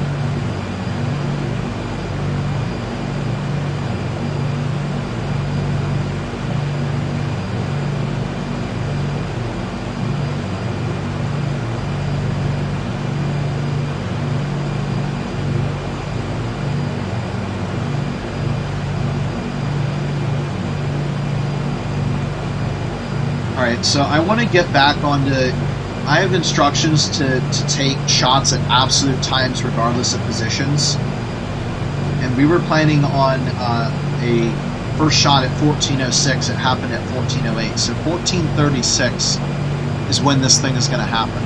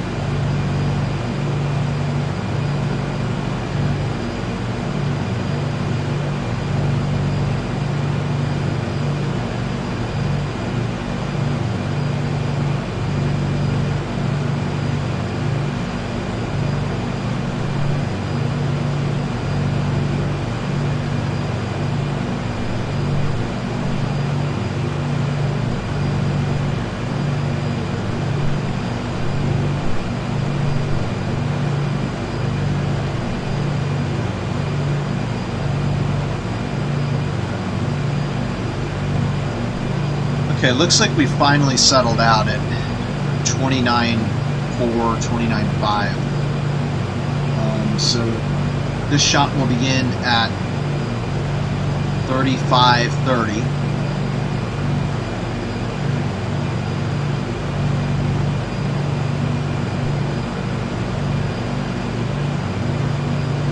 guess I need to plug in the information. Forgot to do that.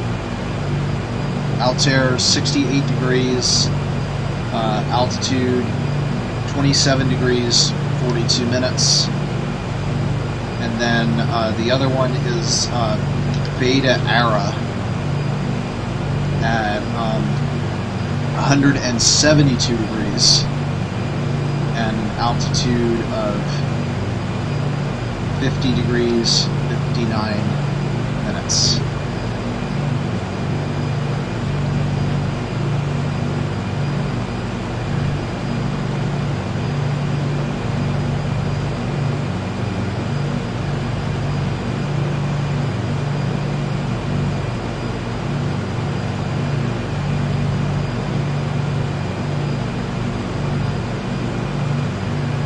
Alright, 1 minute to go, and that's going to be dead in front of us and at 50 degrees, so just about there.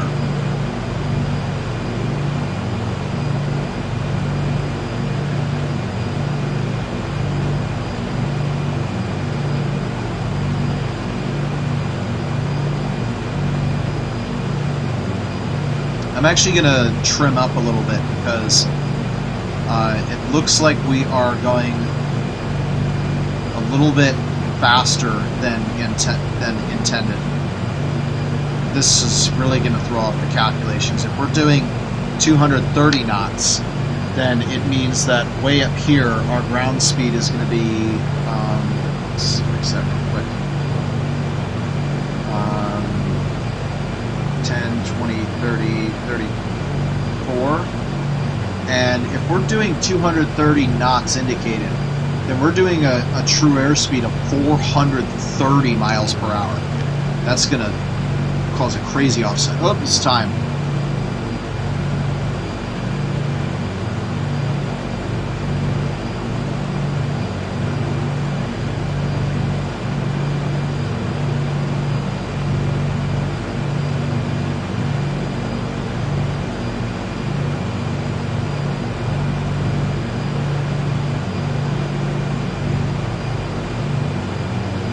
Alright, we've got it. Actual time of the shot coming down at 14:36.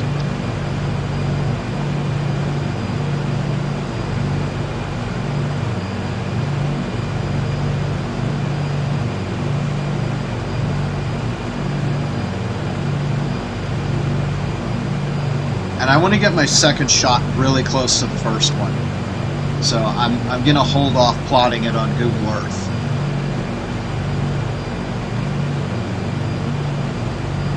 And hopefully that will allow me to actually explain to you guys what I'm doing. Okay, that's not too bad. Minus 20. Let's plot that. So we're still running slow, which is kind of surprising me because we've actually accelerated quite a bit. And I have that down, so I'm going to clear, and we're going to go to Beta Ara, which is at 172.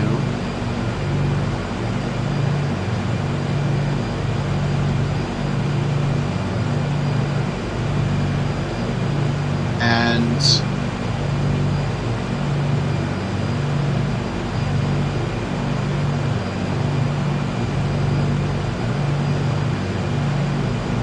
oh my gosh, I cross-checked again. Although I don't think it really matters. This is one of those situations where you can shoot literally anything. If you make a careless error, you can embarrass yourself. So, but regardless, it doesn't change anything for my course start. It just means that I entered the numbers wrong, but I thought I was shooting. So anyway, it doesn't matter. 172 and 50-59. That's going to be over here.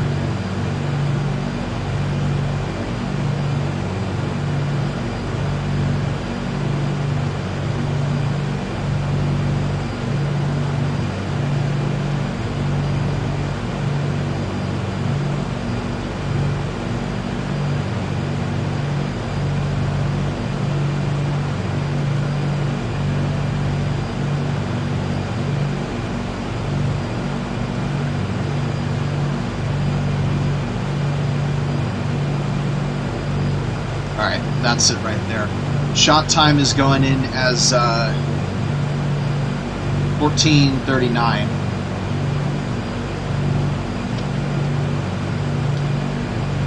And alright, so in Google Earth, I'm going to 1935 south and 15550 west. So now I'm going to draw out our offset from the first star. So that is, okay, the offset's minus 25 there. I'm going to record that, minus 25. So we're actually a little bit closer to course now. That's nice. So we'll go ahead and plot that. Okay, now going back to Google Earth, from that point I'm going to do ruler, and then I'm going to draw a line on nautical miles, and we're going to go to, let's see, the offset was negative. So instead of 73, we're going to do the inverse of 73, which is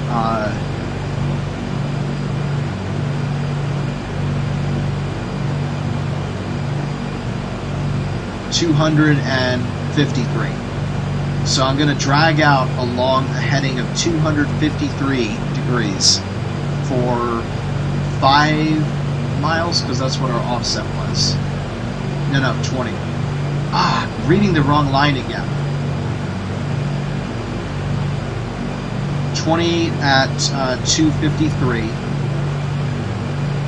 So now, from the tail end of that line, which is now sitting at 19 degrees 35 south, 155.50 east, I'm now going to swing that underneath, adding 90 degrees to the heading. So right now it says 253. So I'm going to swing that to the south so that it says 253 plus 90, or 343. And now I'm going to drag that out, that line out, so it's, 100 miles long. It centers on basically where I thought we were. I'm going to save that. Talk, 30-minute fix, speed, LOP. And it should show up as like a bright red line. Press OK. And now I'm going to do the exact same thing. I'm going to go to 1935, 155.50 again. But this time we're going to do beta era. You know what? I should really be looking at my... it's actually not too bad. I'm going to leave it there. Beta era, which is at...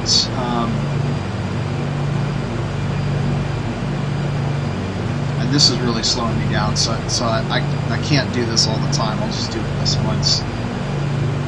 That was at 172 degree azimuth, but you'll see the offset is still negative 25. So that's the opposite of 172, 352. So I'm going to drag out a line that's 352 for 25 nautical miles.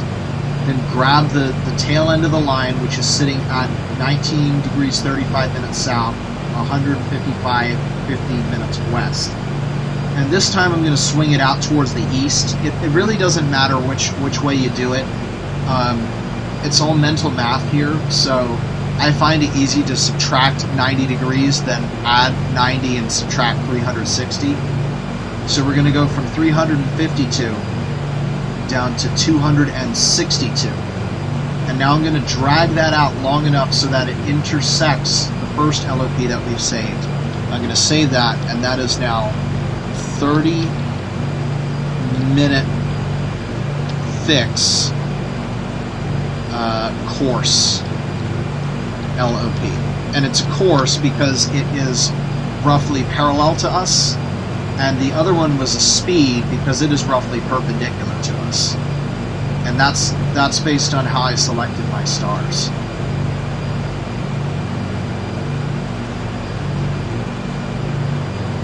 So now we can start thinking about performing a course correction.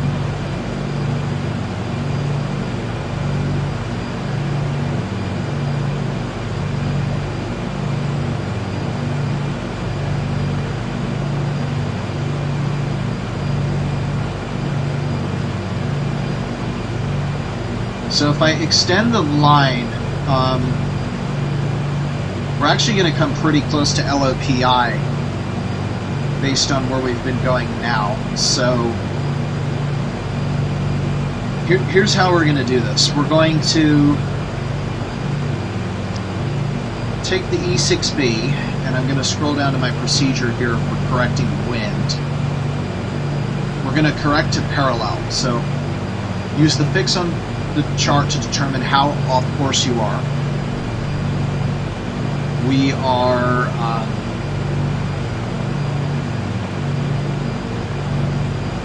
we are 38 statue miles off course. And then, let's see, find the distance off course on the outer scale.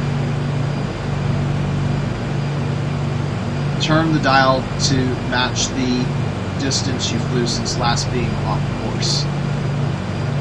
So that's going to really be takeoff because we never got a fix that said we were dead on. So that's 262 on the inside. And I'm going to turn that to meet 37 on the outside of the E6B.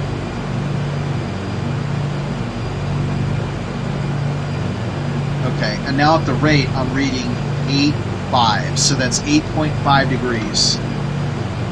So at 14:45, correction. And I realized that normally I would need to add on the fact that we've been going on since the TAC plus 30 LOP onto that. So 14:45 plus a correction, 8.5 degrees to the right. So our current heading is supposed to be 53 degrees. So if we add 8, that goes to 61. So I talked about not adding the time we were off course. Well, we've actually been doing better than parallel for the longest time because I just have been sort of dead reckoning to the right with a right bias so that we would eventually make our way back to course, and that seems to have been working. So that's good. And then I need to run the course to intercept. So for the correction to destination on the inner scale, I want to set distance remaining in flight opposite the distance off course on the outer scale. So I want to intercept the LOP at LOPI. So that's 400 miles is the distance remaining. On the inner scale, set distance remaining, which is 400 miles, opposite distance off course on the outer scale, which is 35 miles. And so now we have a correction of 5.3 degrees. So what's our time here? 14:48, correction, right 5 degrees. So when you add the two, you get to 14 degrees in total. And we were expecting to a compass heading of 53 degrees, and we just need to add 14 to that. So that goes to 67. So that's 65, 67. Okay, and that direction should get us to intercept course right at the LOP intercept, which is what we want.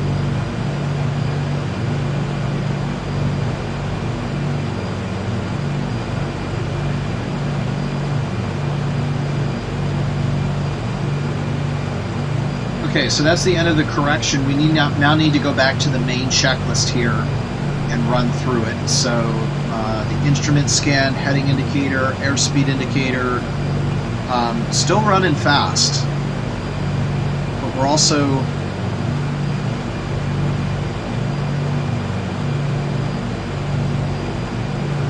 slightly low again. Yeah, let's add a little bit more pitch up trim here.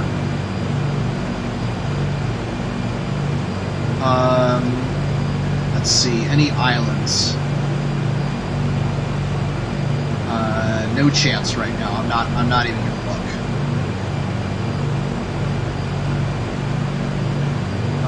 Let's see, chart update. The line is extended from the last definite fix along the track, and the last definite fix was at,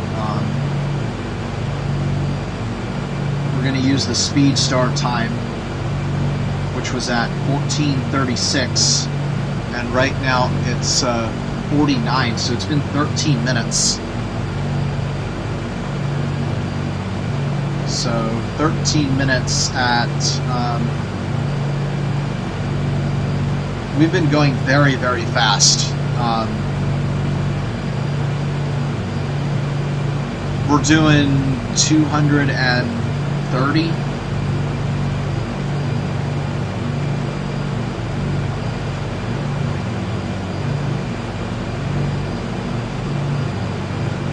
So if I'm correct, that means we're doing about 390 miles per hour.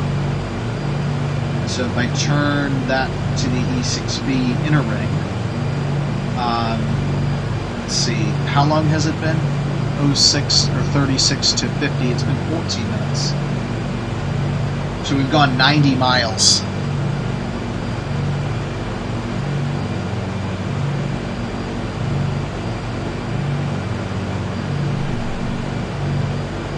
.90 statue miles. So that puts us halfway between TOC plus 30 and the Honu Seamount. So we're, yep, halfway to TOC 1, that makes sense. Overturned here a little bit.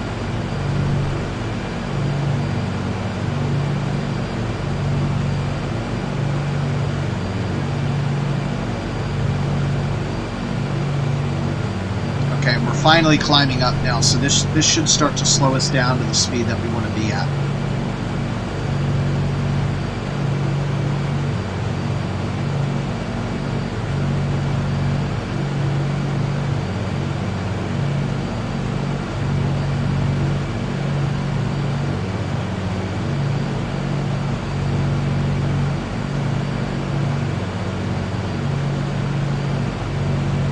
And the reason I know this sound, I know this sound really well.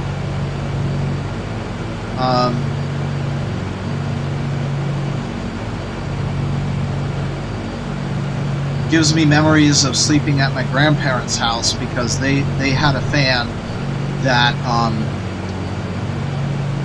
made a very loud hum that I used for white noise and just general airflow, because I like airflow when I sleep. And its pitch sounded exactly like the engine sounds right now. Like if I close my eyes, I can actually imagine myself there. That's why I hate COVID so much, is because it's temporarily taken that away from me. Okay,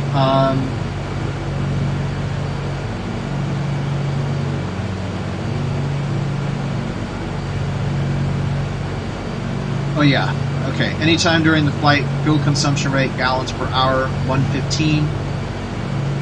Total usable non-reserve fuel is going to be the distance, or the time from TOC, so that's going to be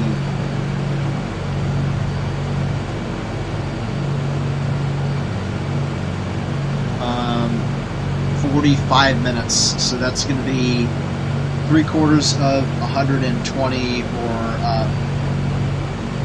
90 gallons plus 15 gallons. So we burned 105 gallons. 629 gallons was what we had in the tank. So now we've got 524 gallons with reserve. Without reserve, it's going to be 474 gallons. So we got amount of fuel consumed, less reserve. With reserve, distance flown is going to be 92 plus, how far are we from TOC? 92 plus 258. So 350 miles is flown, which means we're exactly halfway through the flight. 350 miles remaining.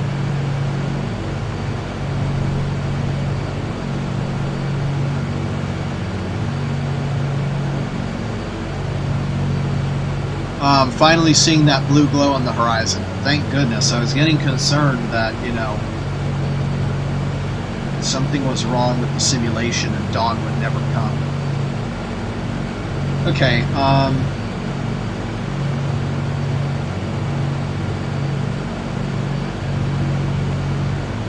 distance remaining, interpolated position, yeah, it's like 1841 south. Actually, let's advance it again. We're now 18 minutes beyond, so we traveled 120 miles.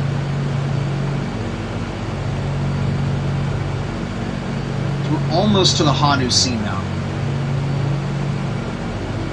Yes, it's possible to return home to base. And then, yep, celestial checkpoint. Take shots absolute times. Yes. Update the field chart. Can't do it yet. And now we're to the physical checkpoints, which we're not at yet, but we will be very soon. So I need to quickly advance our position to Top 1 on Skyview Cafe. So that's 1831, 153.22.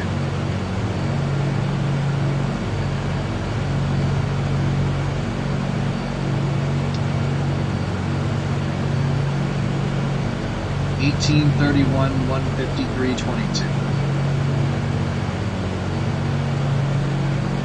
Good. And then the time, it's at 36 now, and we're going to go at 06. So now we want something that's a little bit off. We're following 14 degrees beyond what we were originally choosing. So that means we're at exactly 80 degrees, which in Skyview Cafe is going to show up as 260 degrees.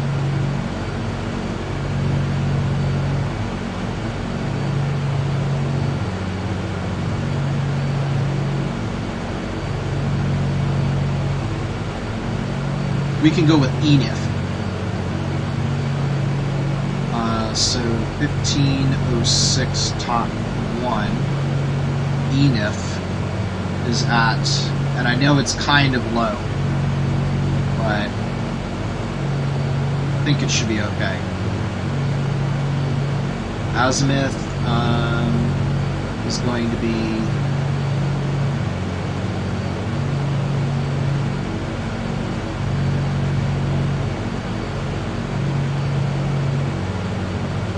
azimuth 255, 75 degrees. Elevation 11 degrees, 9 minutes. And I just want to check the time here. Oh yeah, we got loads of time. And then we're following 80 degrees, so if I add 90 to that, 170 is where the other star should be. Atria is actually at a pretty good position right now. Yeah, we'll go with Atria again. Atria is going to be at an azimuth of 180 degrees and an elevation of 39 degrees, 28 minutes. So I know that the speed star is kind of low, but I'm actually more concerned about with how far off course we are than where we are relative to the LMP intercept. So, updating latitude and longitude, we're now going to 18:31 minutes and 153 degrees, 22 minutes, and the azimuth of ENIF is 75 degrees.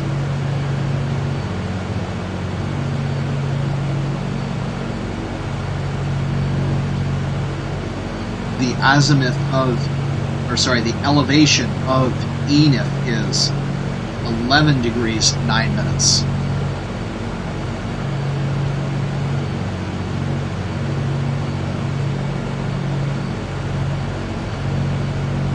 make sure I have TOC plus 30, LOP down. Yes, I do. And make sure I have the offsets. I do. Okay. Clear the shot. Clear star 1, star 2. Star 1, ENIF, azimuth 75 degrees. Elevation 11 degrees, 9 minutes. Start 2, Atria, azimuth 180 degrees, and the altitude 39 degrees, 28 minutes.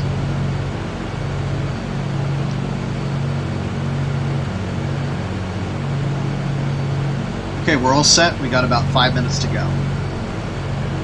Let's see what our insulation status is. We just entered astronomical twilight, so that blue glow entering the screen right there, that's astronomical twilight starting to cut into the screen. Man, the forecast was calling for few. This looks more like broken. You know, if you got a really small island, then it's scary, but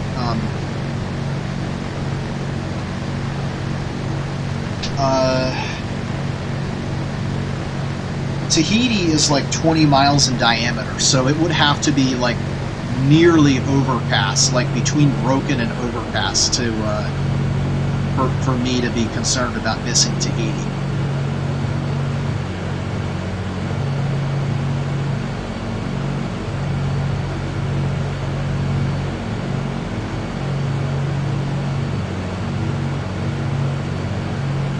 Theoretically, we would be able to possibly see an island over this way, but there's just too many clouds on the horizon right now.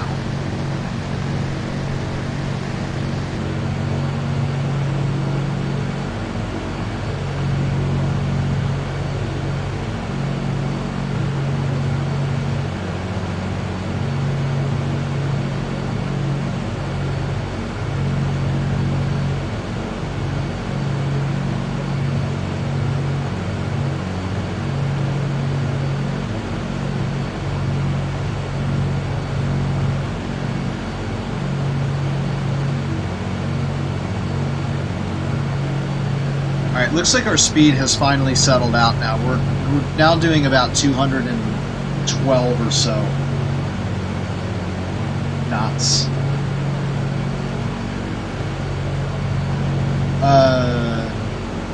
What does that mean? A bunch of slashes?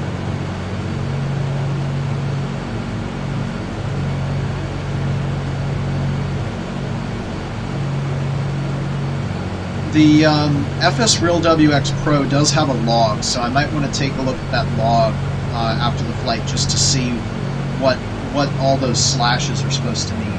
Like, maybe my internet connection died or something. I guess I should probably check that.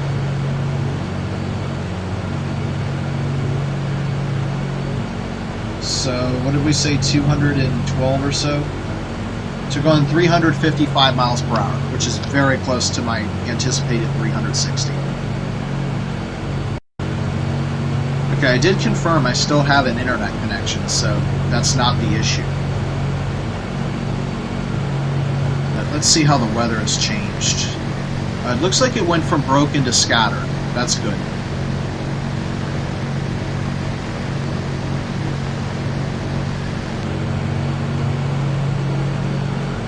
Alright, we're 2.5 minutes, and this is the last fix. After this, I'm going to go straight for eyeing LOP intercept.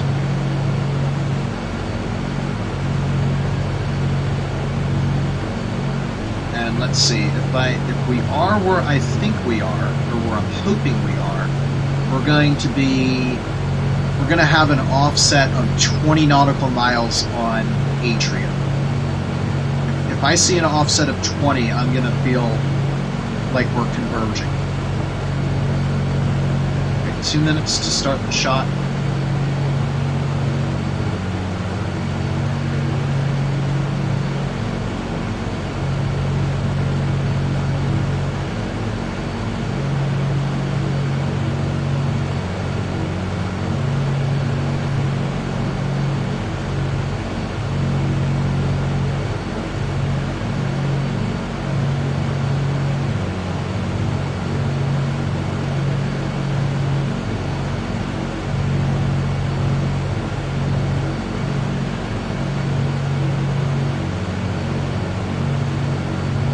So I actually haven't calculated what my ground speed is yet because we've been up and down between talk and 30-minute check.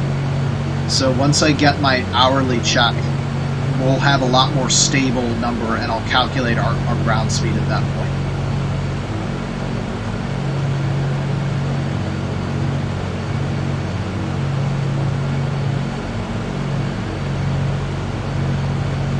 Let's see, 50 seconds to go and the star is going to be really low.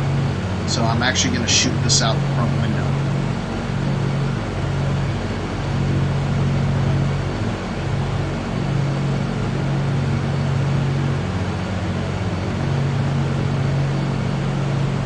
"30 seconds.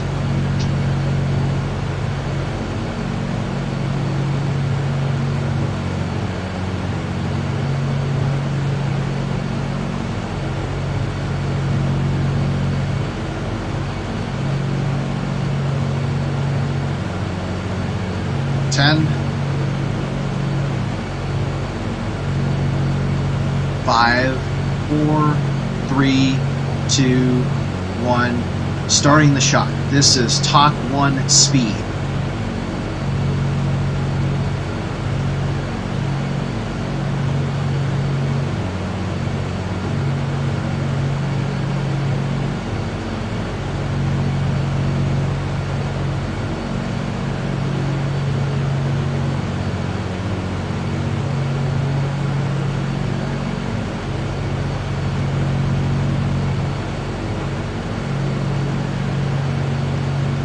Alright, that's it.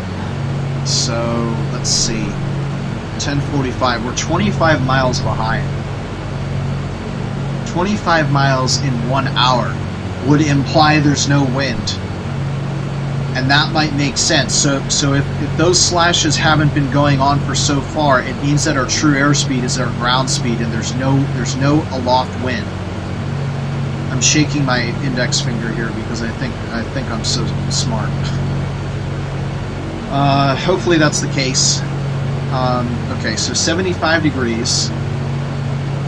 Actually, you know what? I'm gonna get this down. I want to let's see. Time of the shot was at 15:06. I want to keep moving. Offset -25. There's star 1, so we're behind. And we're gonna set up for. Yes, I got it. Clear the shot. Atria. So 180 degrees.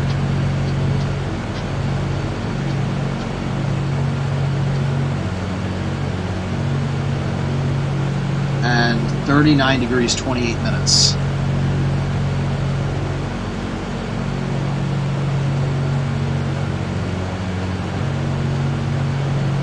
Alright, this Atria shot time is going to be 15:08.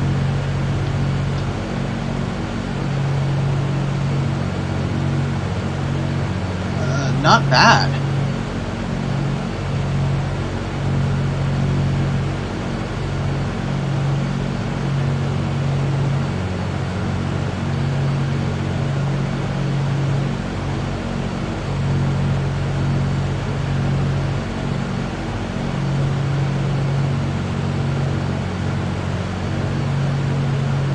Yeah, so we've actually got a 5-mile offset. Now we're only 5 miles off course.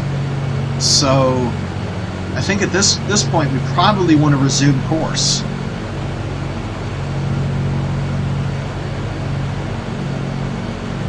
Because that would also be telling me that there's no wind.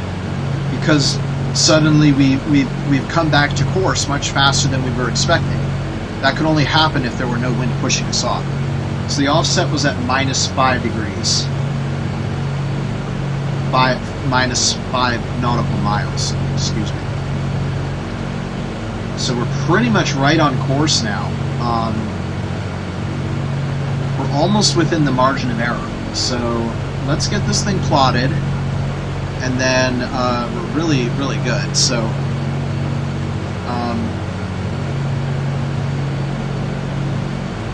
you know what? I'm going to advance an LFP here.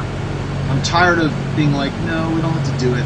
If I don't do it now, I'm never going to do it. So, let's see. The first one was at 75, and we had an offset of negative 25. So that's going to be 255 or, let's see, what was the offset again? 25 miles.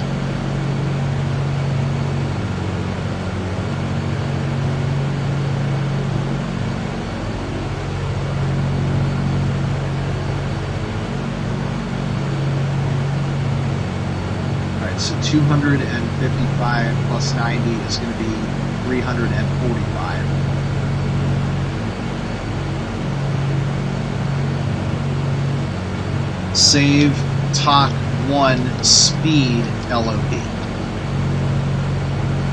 Okay, now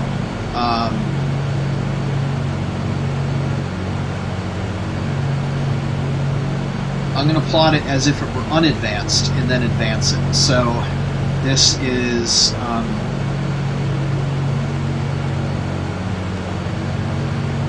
-5 or -5. -5, so it's in the opposite direction of 180, so 360. We're heading due north, 5 nautical miles. And then I'm going to translate this. And I actually like right now that it's a due east-west line. This is Talk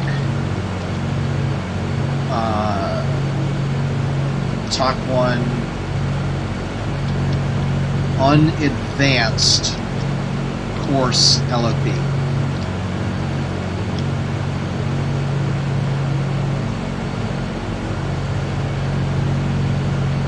Yeah, so I actually like that because that makes it easier for moving the offset here. So let's see, now I got to drag down the distance. So we were here and we flew for 2 minutes between shots. And at the speed we're going, 355,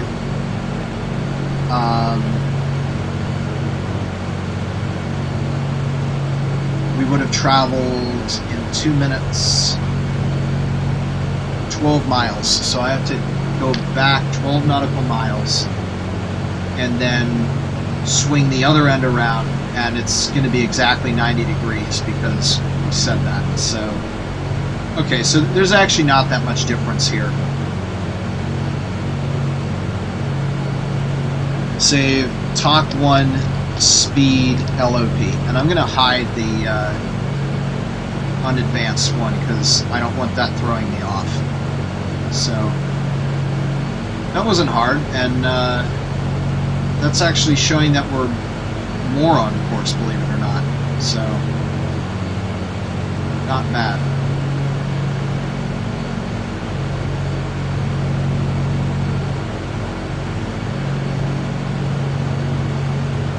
Okay, so now what we're going to do is we're going to take a look at both of these guys, and they were 172 miles apart, and they occurred exactly 30 minutes from each other. So let's see, 172 across 30 means our true ground speed is actually 345 miles per hour.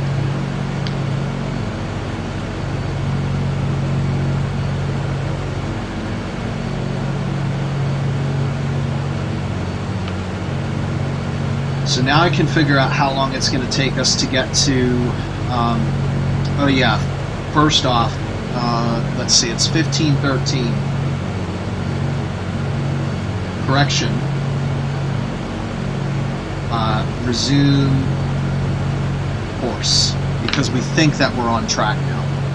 So now we're looking for Talk 1 to beginning a descent, and that says we should be holding 52 degrees.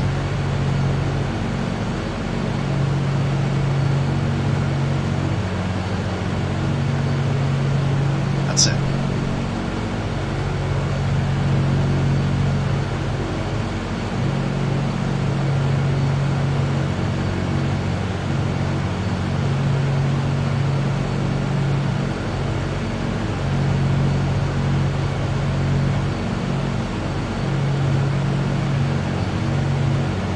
And then the other thing that I can do is take a look. So until BOD, it's about 197 miles. At our current speed, it's going to take just about 35 minutes to get there. So we're not there yet, but whoa! What is that thing?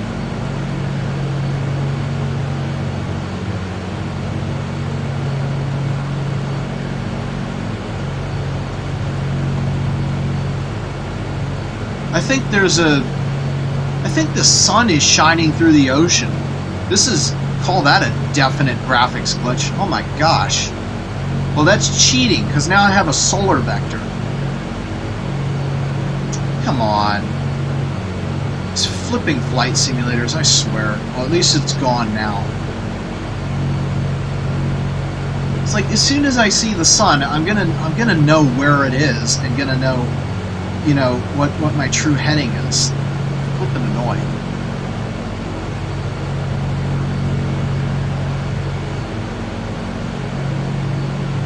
Alright, let's go back to the checklist here. So, before flight, not applicable. Once during the flight, not applicable.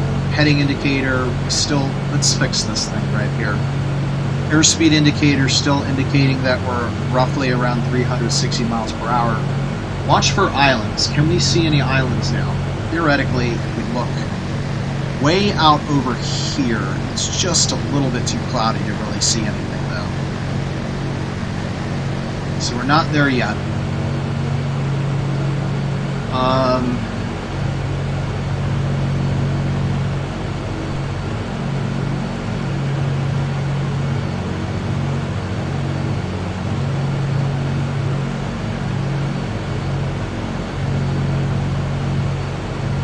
Alright, so next, chart update. We've flown for, let's see, that was 0616, so we've gone 10 minutes, so we've gone 57 miles, so I'm going to drag this out now, 57 miles after where we were. We have passed Talk 1 now. We're very near to the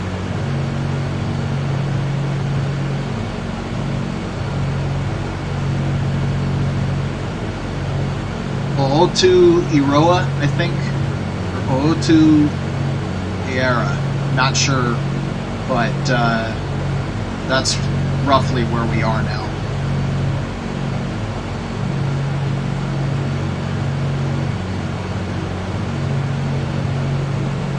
Alright, fuel consumption rate, 115 gallons per hour. Total usable non-reserve fuel is going to be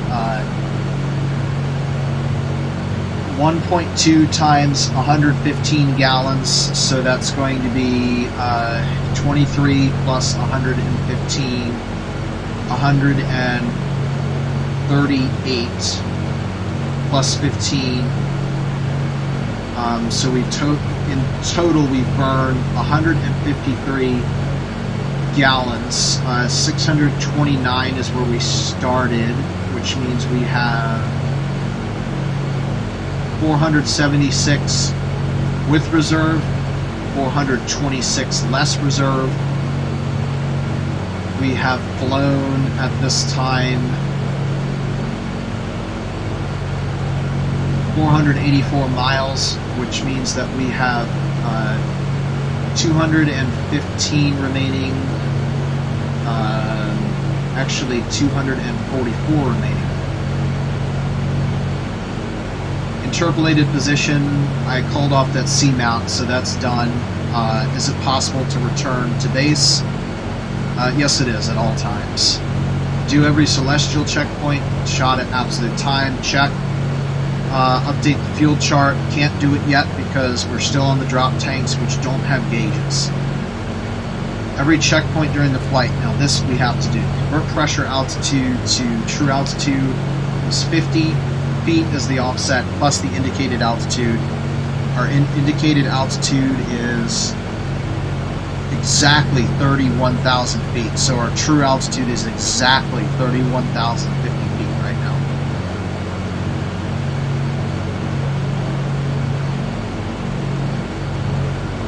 convert actual ground speed from the previous site. I did that. Our ground speed is 345 miles per hour. Wind direction and speed. I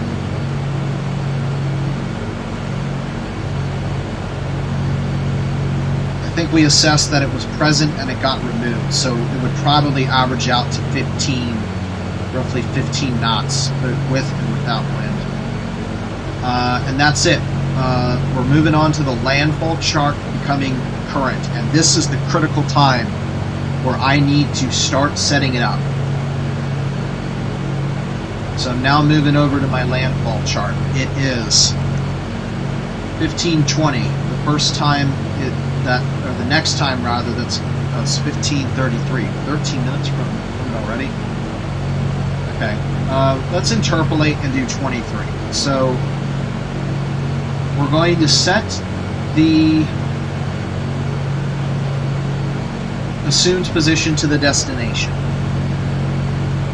So we're expecting to be at Tahiti at 17 south, 33 west, and 149 degrees, 36 minutes.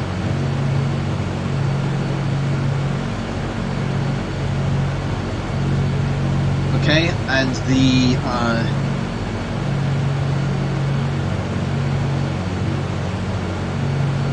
180 and 39. No, I haven't set those yet. 1733 minus 1733 minus 149, 35. Good. Okay. Going back to the landfall chart now. So if I interpolate for 23, oh man, I gotta get fast.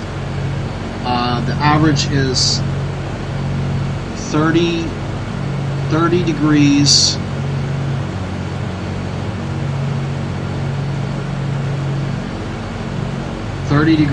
and 0.675, so that's exactly 30 degrees 40 minutes. And then the azimuth is going to be 18 degrees.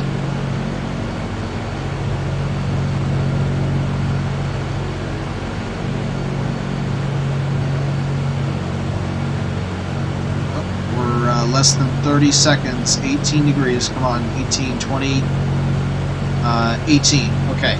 Now, celestial chart, I have -5 for the offset, check, and I have top one plotted, okay.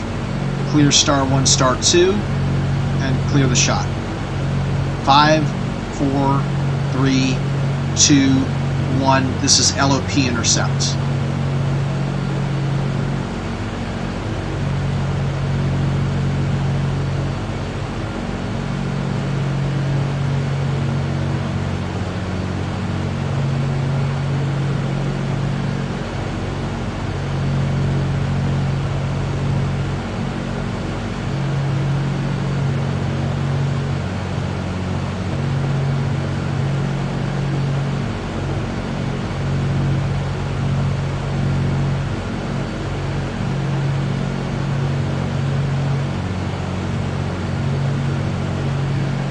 Okay, that's it. So we'll just wait for an offset here.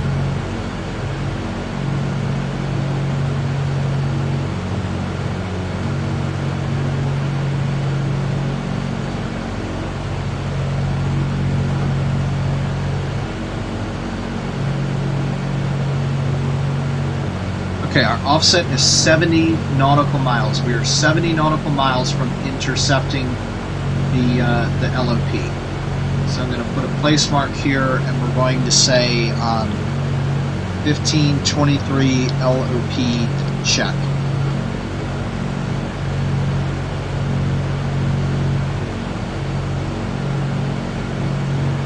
So I'm actually a lot closer than I thought I was. How far am I going to travel in 10 minutes?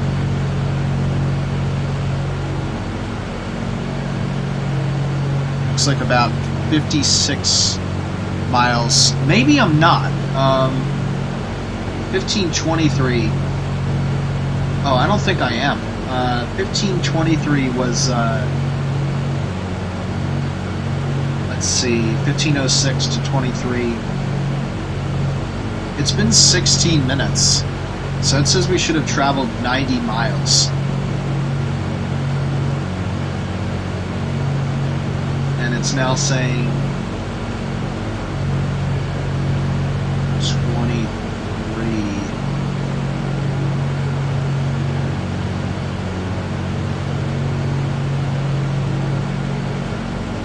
Yeah, something's not agreeing. So if it's been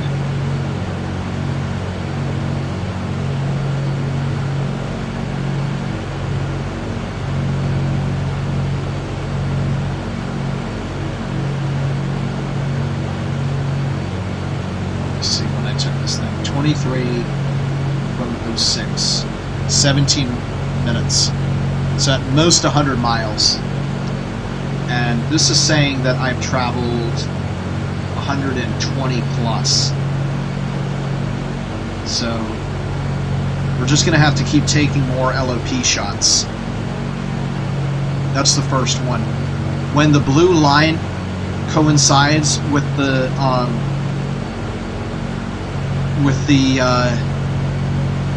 green circle here, it means that we're on the LOP intercept.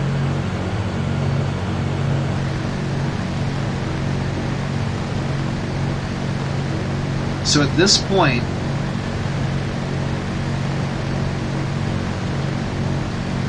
"50 degrees off at 60 miles would be an island."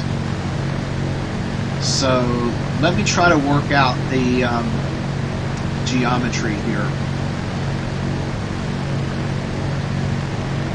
So we're up, and unfortunately my slide rule doesn't do sine, cosine, tangent. So we were up at 30,000 feet, and I think this thing is off 60 miles. So if I do atan, degrees of atan of small number over big number, that's going to cause a deflection of 5 degrees from the horizontal. So 50 degrees off be about there, and 5.5 degrees down means the island should be right about here.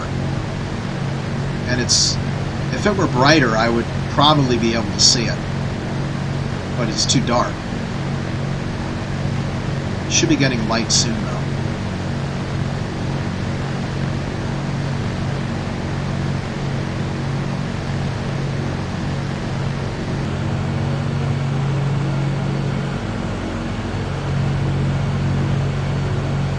You know what? Maybe I'm drifting north of course again. That could be possible.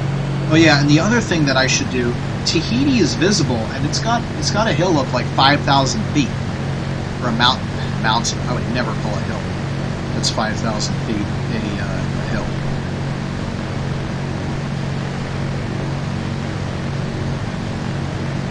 What is the moon up there? No. Makes no sense.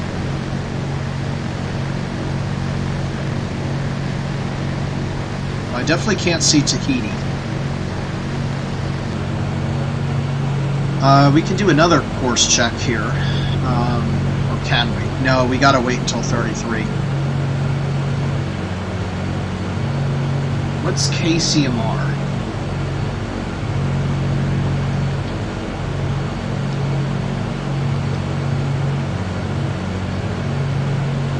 Clark Memorial Airfield in Arizona. Why does this thing think I'm in Arizona? I don't think it's loading the weather in right, but I mean, if the weather's not being loaded in, I guess that's just as unpredictable as it's just as frozen in time. Okay, well, it does look like it's actually clearing out a little bit. Now it's gone to like view, which is really good.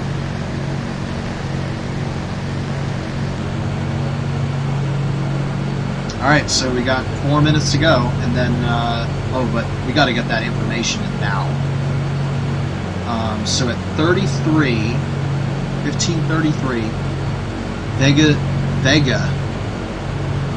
which is the star we're using, I didn't even mention that, is going to be at an azimuth of 16 degrees and 31 degrees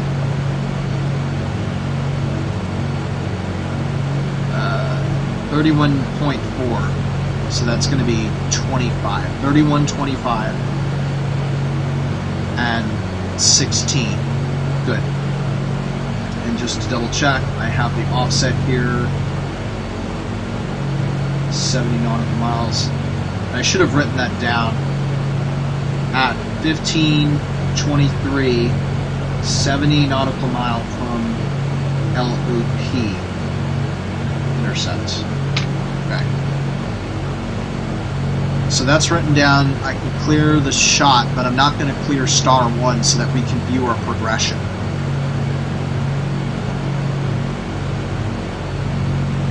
So from said location, it's been 7 minutes, so we've gone 40 miles.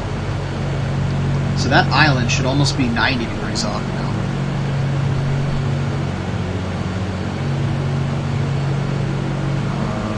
90 minutes to start a shot. 90 minutes, 90 seconds.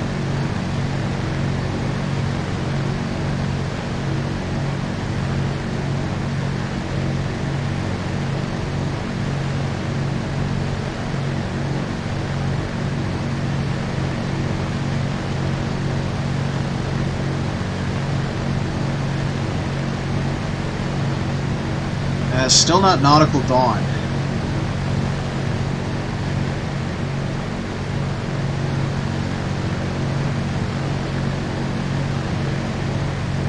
(1533). The sun should be at -8 degrees at 1533.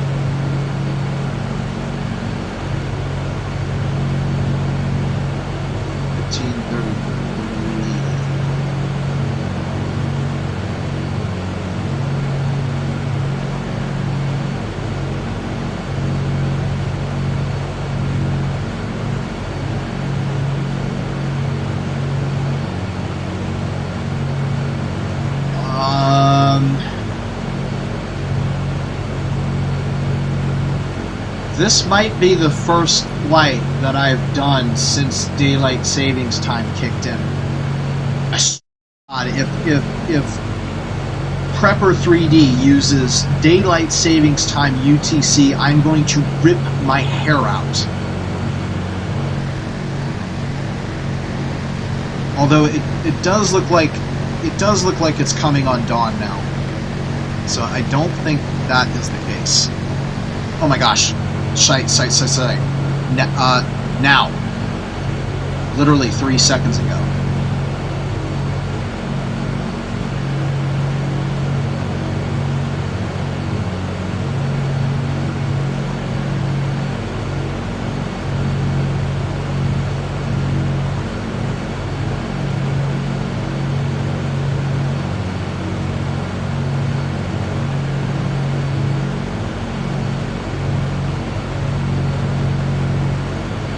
Okay, at 1533.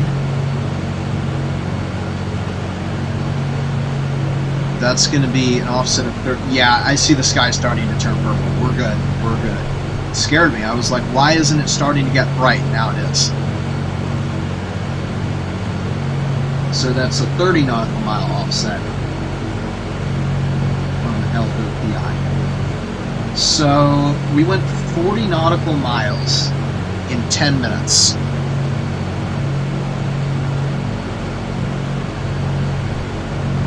That means we're traveling 240 knots.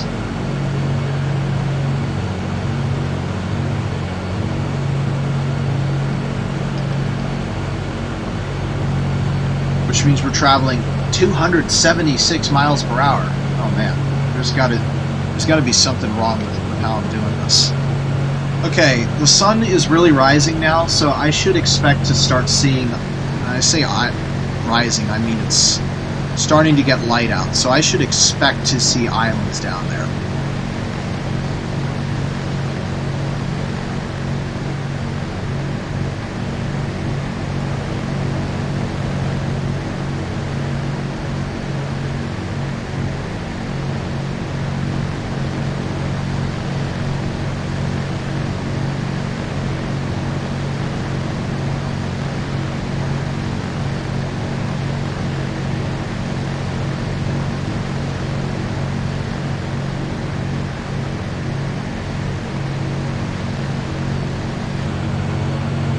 So in 10 minutes from that time,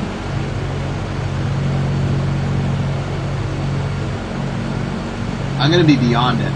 So instead of at 43, let's do another shot at 1540.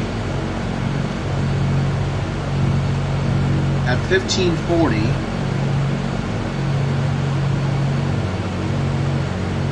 Vega will be at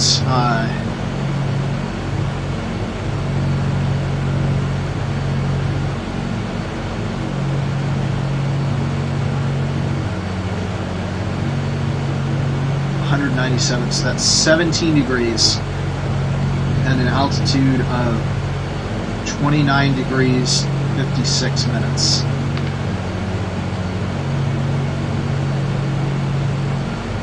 So we're pretty much at Point Bod now, but I'm not descending because I don't have land. So we're gonna confirm, yes, we have the shot, so I'm gonna clear it. And we're gonna update now for the new time, which is azimuth of 17 degrees and 29 degrees 56 minutes, and that's for 40, so about 5 minutes from now.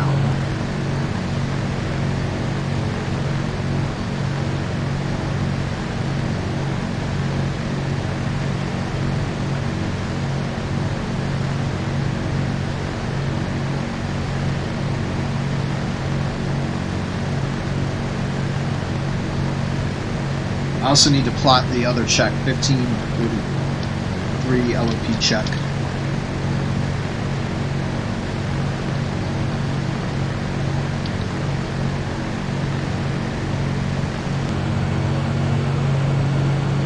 Oh man, I forgot to plot the... there should be a second line here so that we can see the progression. Dang it. Alright, there should be an island straight 90 degrees out from us right now.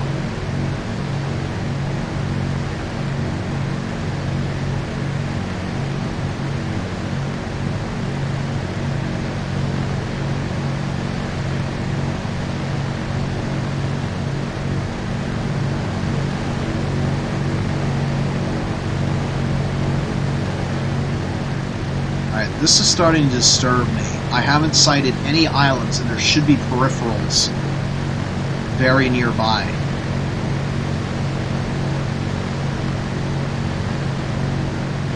Or as they would say in the 40s, auxiliary.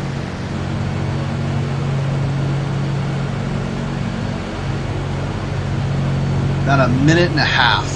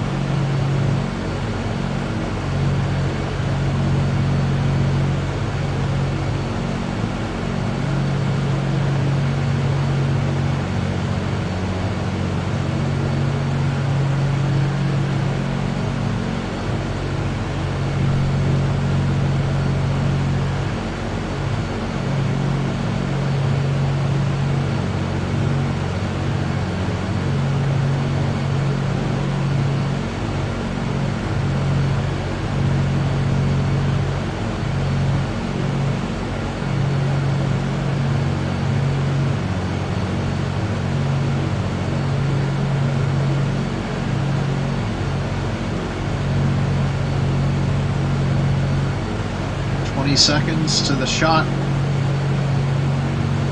and it's going to be over here.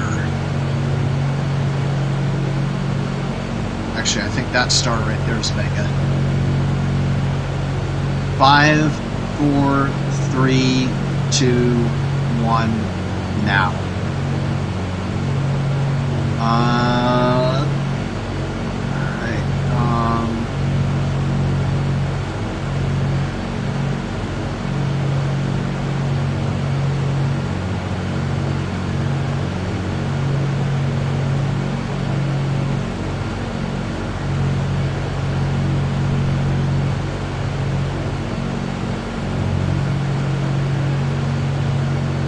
-5. So 1 minute. Once the shot completes, we're going on to LOP intercept.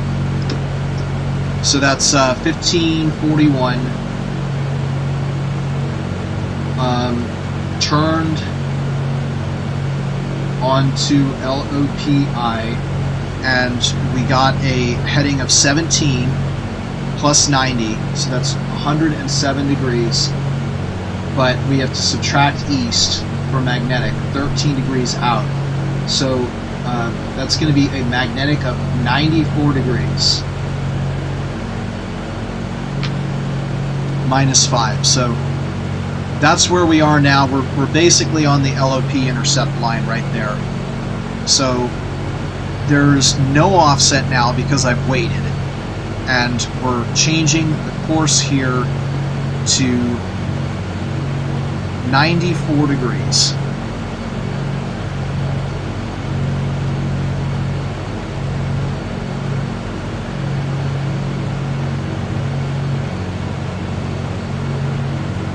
And we should be able to see an island very soon called Moorea, or it's just Moorea.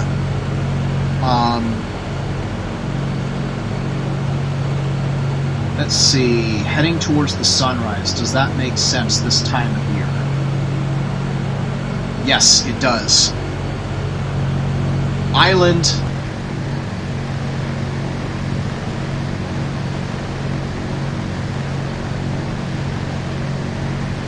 All right, that's how it's done. I think we're looking right at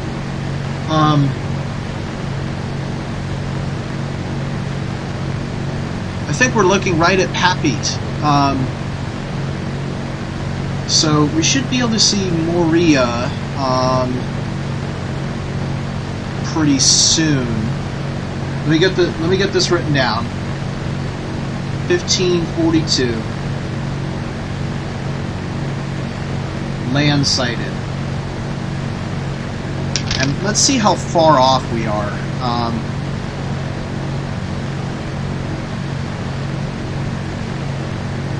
It's kind of hard to tell right now. Are we where we're supposed to be? Yeah, we are. I think it's really close. Let's see. Land will put us... Oh yeah, that's 5 degrees difference. That's nothing. So yeah, we're right about where we should be. Alright, and yes, that's Moorea. Okay, I know where we are now. So it is 1543, starting the descent.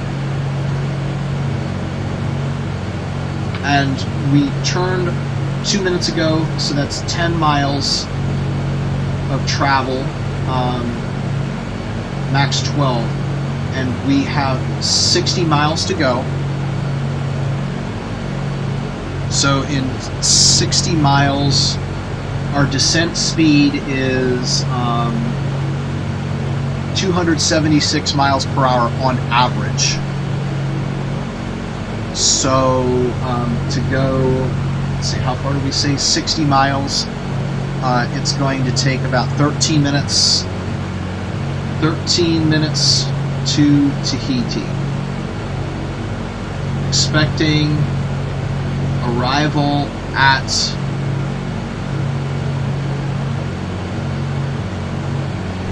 $15:56. Okay. Descent checklist.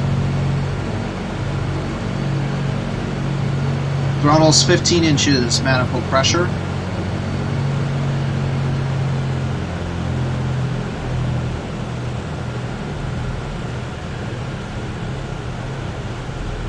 And let's get the heading of land, 100 degrees.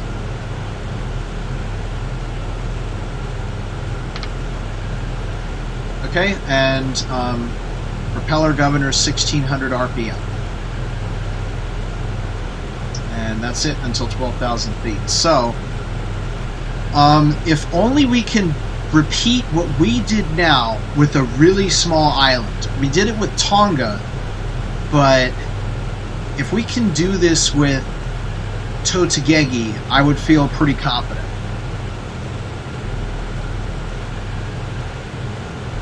I mean, this is obviously a good flight, and I think the key is, yeah, the key is definitely don't descend, because look at how many clouds there are. And now just imagine if we were at the same level of those clouds. Imagine, try to draw a straight line between where we are now and the island. You can't see it. You literally can't see a straight line through until you're like less than 5 miles from the island. So that's just, you know, evidence that, yeah, and that's not even Tahiti, that is, and we're already starting to lose it. That's the secret. Do not descend. Don't descend at all until you've sighted land. That's the key.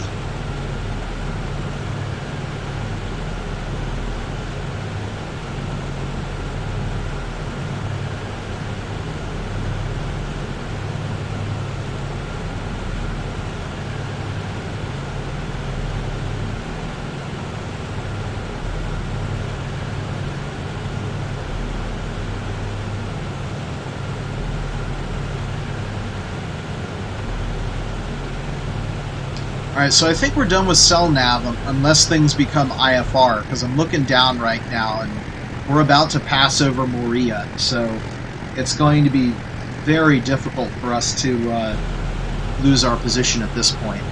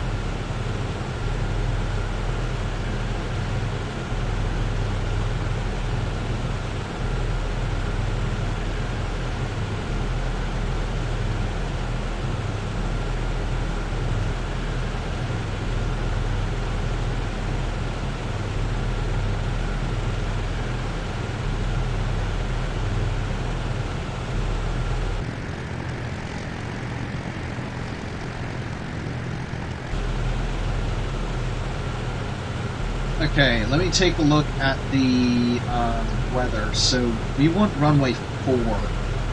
So we're heading in that general direction. So I think we're going to be a straight in if we possibly can.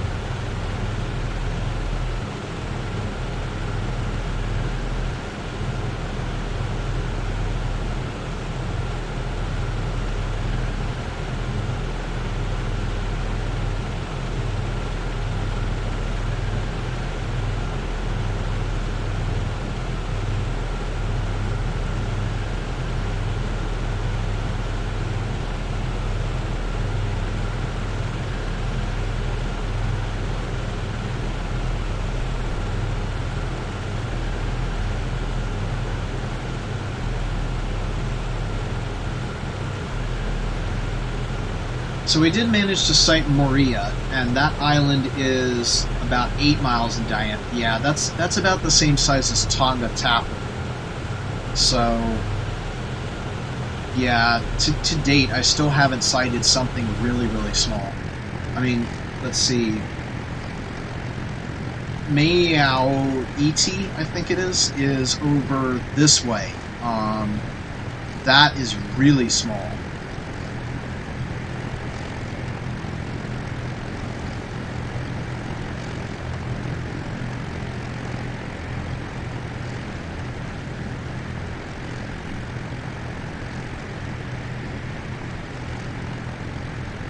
Yeah, I can't see it.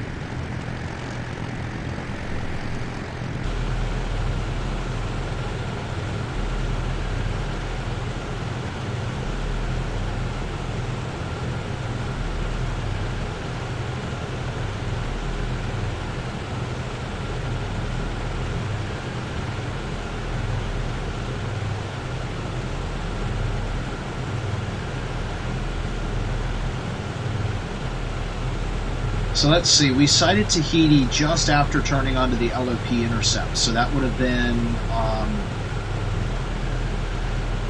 just about 70 miles from the island, so halfway out from the maximum distance we could have seen it from.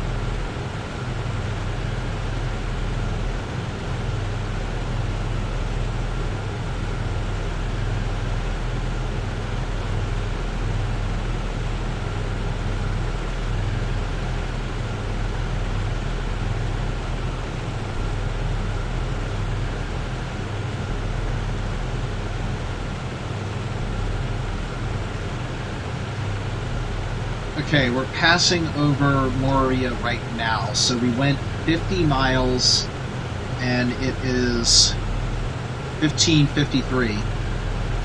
Oh, perfect. So we went 50 miles in 10 minutes.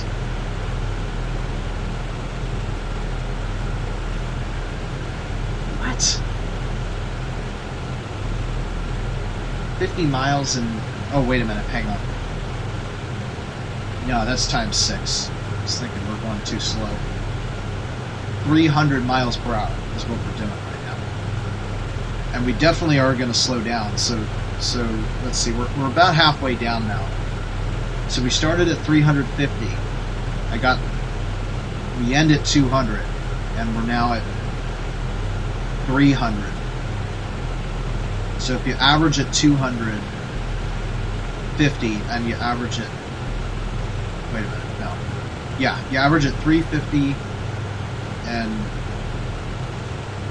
250, then that means that your starting speed would have been... No. I don't know how to extrapolate this, but I know at our current rate we're going to be at Tahiti very, very soon. So I was expecting arrival at 15:56, and yeah, I think that's going to be right. Alright, let's try to chop the power. I really want to get down.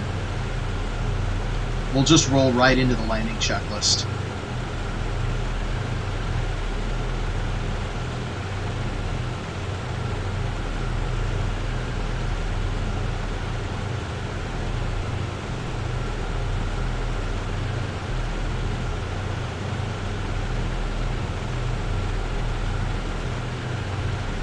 That is actually the runway we want to land on right now.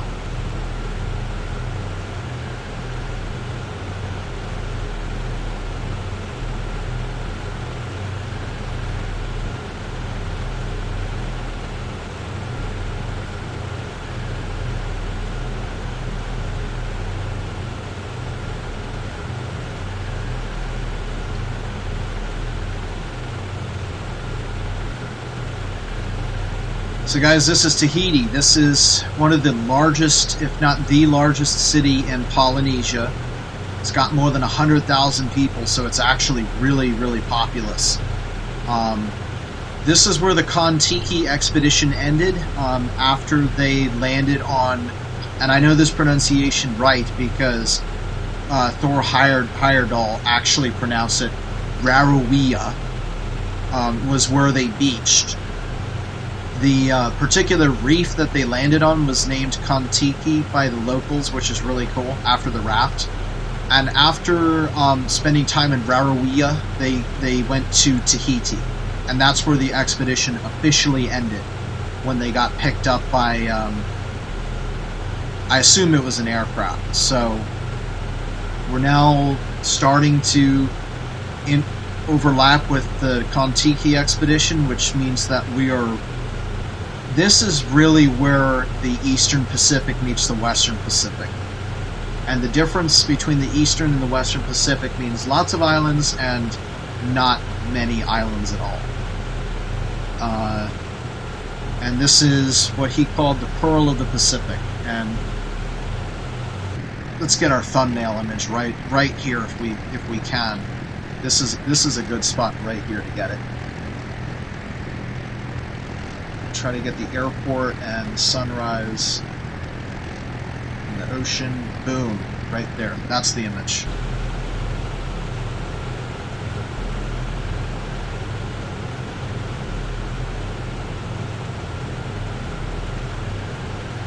Okay, and we're going to loop around because there's no way we're going to make that.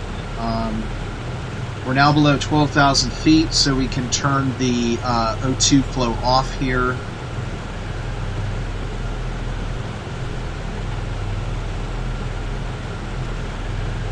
Okay, O2 flow is off, and landing fuel selectors to the fullest tank. So let's see, what is our fullest tank going to be?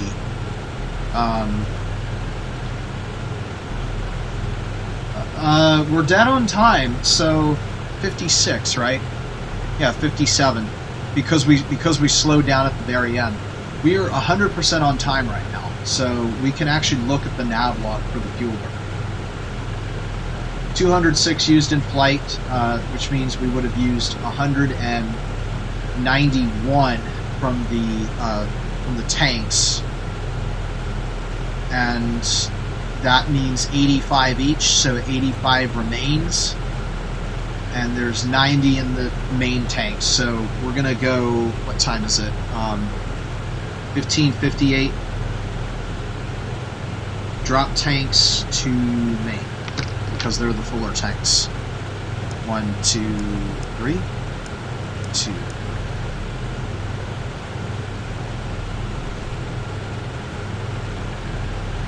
Okay, so we have the fullest tank selected. Fuel boost pumps are on. We never turn those off. Yep.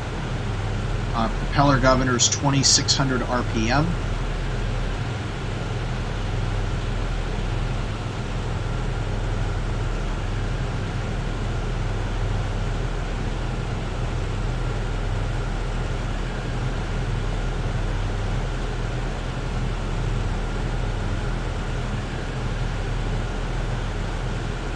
Mixture control auto rich. Intercooler shutters open. And now we're just waiting for us to lose some altitude here.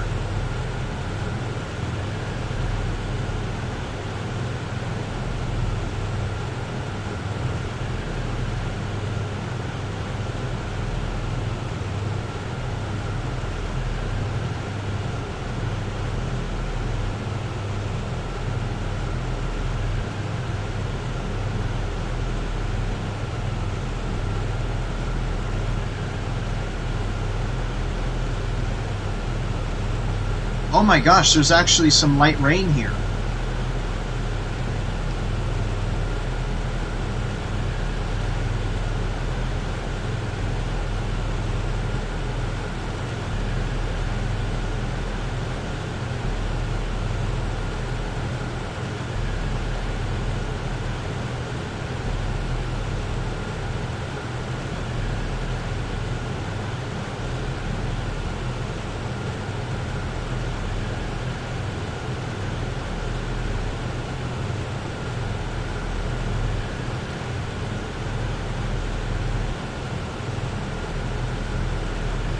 And that's why you don't fly into a cloud if you're not instrument rated. We just took a major excursion there. Alright, speed established 175 miles per hour.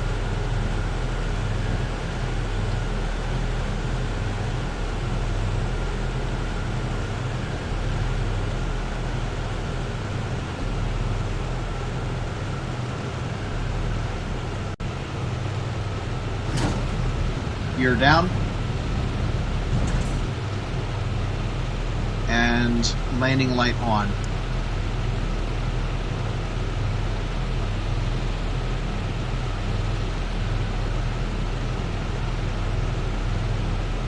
Speed is established at 150, flaps are going down.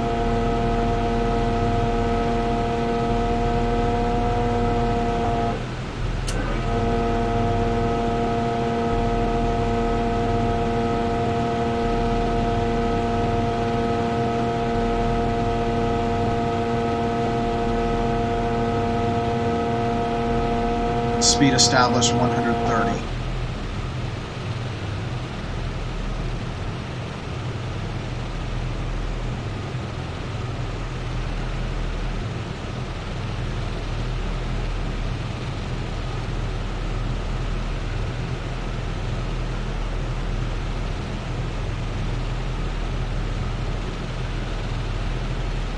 Let's see, the Tahiti runway is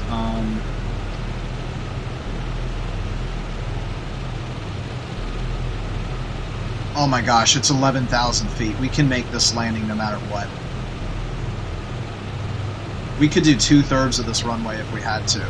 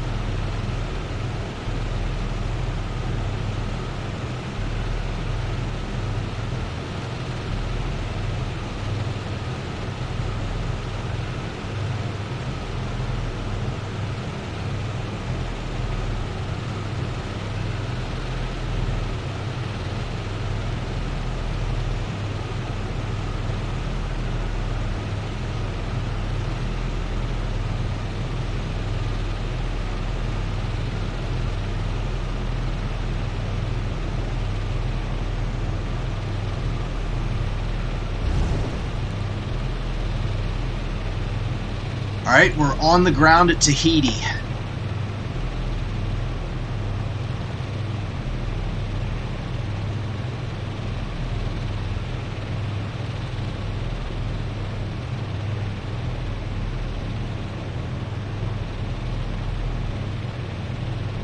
Oh, there is, let's see, we actually passed the terminal here.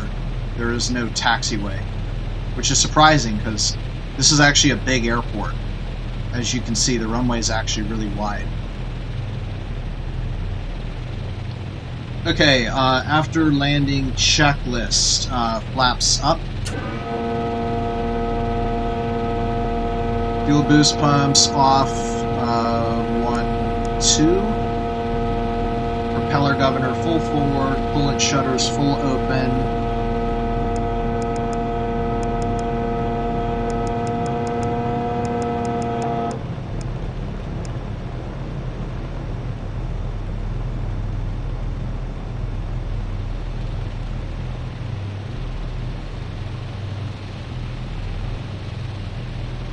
Oil shutters full open, which I did. Landing lights off, but we're going to do that once we exit the runway. And there's my pump.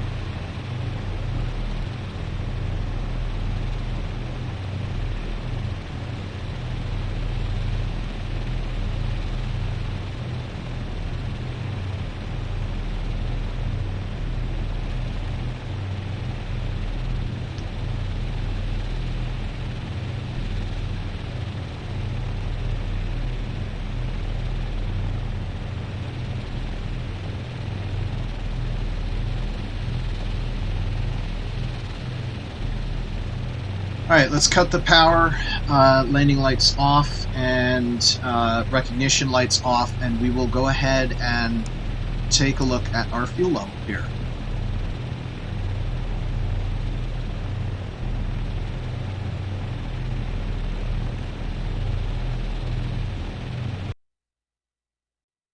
Okay, so taking a look at everything here, the left reserve is at 54 gallons, left main is full, right reserve is 54 gallons, right main is full, and then we have the drop tanks both at 73 gallons, so that adds to 440 gallons, which means we have burned, let's see, that's going to be 636, because we have to include the unusable in this calculation in order to get it right. Looks like we burned 196 gallons, and that would agree to the total number. So that's actually not that bad, considering, well, I guess what I'm trying to say is the last mission isn't all that bad compared to this, because I think all that dancing around the sickle thickle, dancing around Rarotonga, only burned like 20 gallons. So that only added like 10% to the journey.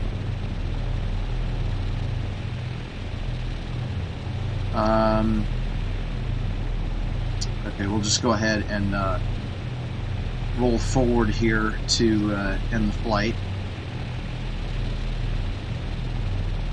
I did have to briefly, well, I said briefly, I did have to pause the video and resume it at a different time after landing, so the weather probably looks a lot different than when it did earlier. Like, for example, it's not raining, so don't worry, I didn't do it until I landed, so it's legitimate,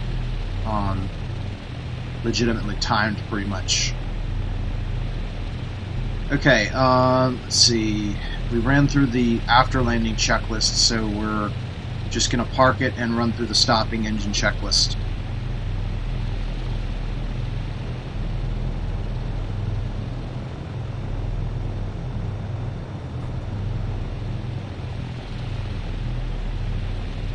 And I'm very happy that this turned out to be a good flight. We just need one more good one to get to Tahiti. And I can't believe I'm saying that it's coming next, because I thought, oh man, we've got so many legs to go. I'll probably give up before I got there. And no, the next destination when I reload the simulator is Tahiti. It's about to get real. Okay, we'll move to the stopping engines checklist. So we're going to go ahead and put the throttle up to 1600 RPM. And am I going to be shut down? I think I'm going to be, oh no, I think the sun's up, but it's hidden behind the hill. I was going to say, it'd be cool if we actually finished before the sun rose. So we'll let the impurities burn out some, and that's good enough, so we'll return to 1200. And idle cutoff.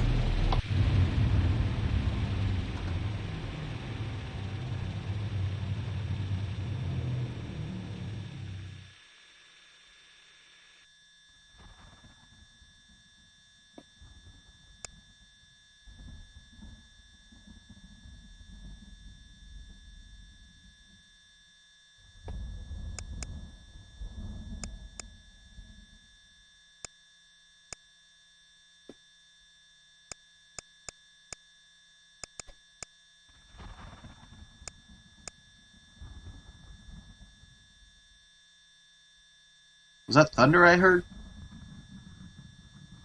It was a very peculiar sound that I just heard. Oh, yes, it is. I'm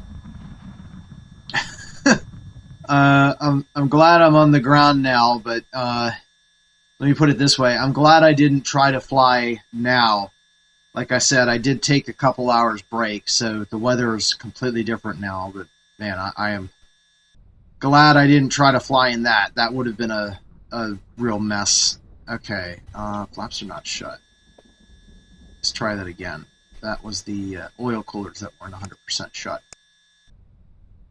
Okay, now they're closed, and let's see, the intercooler. The intercoolers are open. What the heck? I thought the upper position was supposed to close it. Yeah, it's still open. What the heck? Try the middle position. No? Lower position. How do you close these things?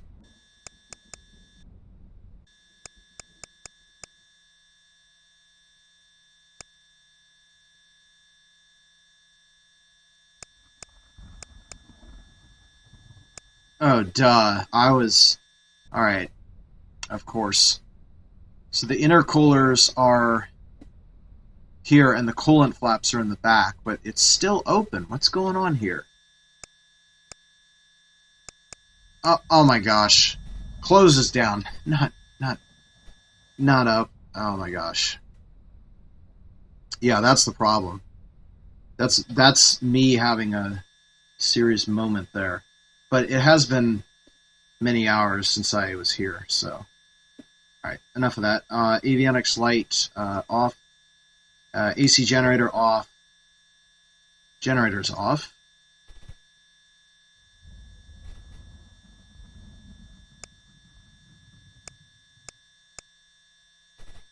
Panel light off. And it is battery off. Oh, but first we got to get these lights. I forgot to do that on a lot of the other legs. We definitely want to turn that off. Alright, now we can get the battery.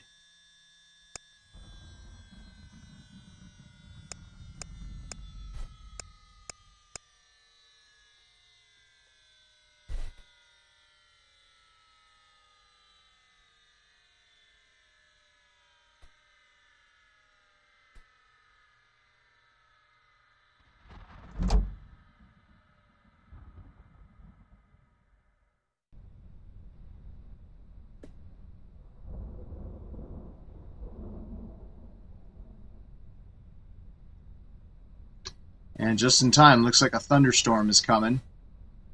So we'll get the hatch closed and get inside before things get too crazy here. Oh man, that's nice and picturesque. Let's see if we can get some of these palm trees and the ocean. Yeah, right about there. I think that's just about perfect for the outro.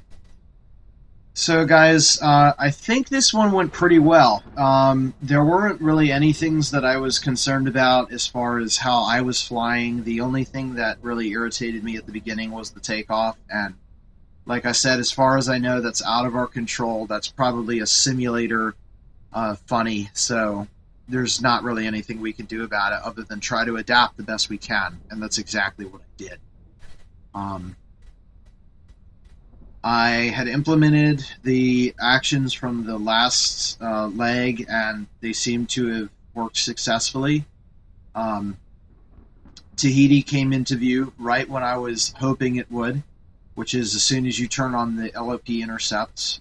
There's something magical about that turn that, if you do it right, the same thing happened with Tonga, probably the height of my confidence. It's starting to come up again. If we can make Tahiti the same way that we made Tahiti, then I believe that I will be at the highest confidence level I ever will have been, and that's very important because we are halfway, distance-wise, across the Pacific Ocean. However, we've covered 8 legs, and 4 remain, and one of the 3 is only 300 miles. So there's 3 big boys coming up.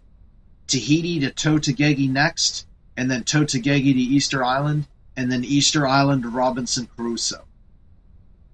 So with that said, I think we want to get inside because it looks like this thunderstorm is really coming. So I really enjoyed flying today and seeing my efforts pay off. And the journey continues on to the difficulty of hard. The difficulty slider is moving from medium to hard right now. I've been Dr. Aeronautics, and I will see you guys next time. Bye-bye.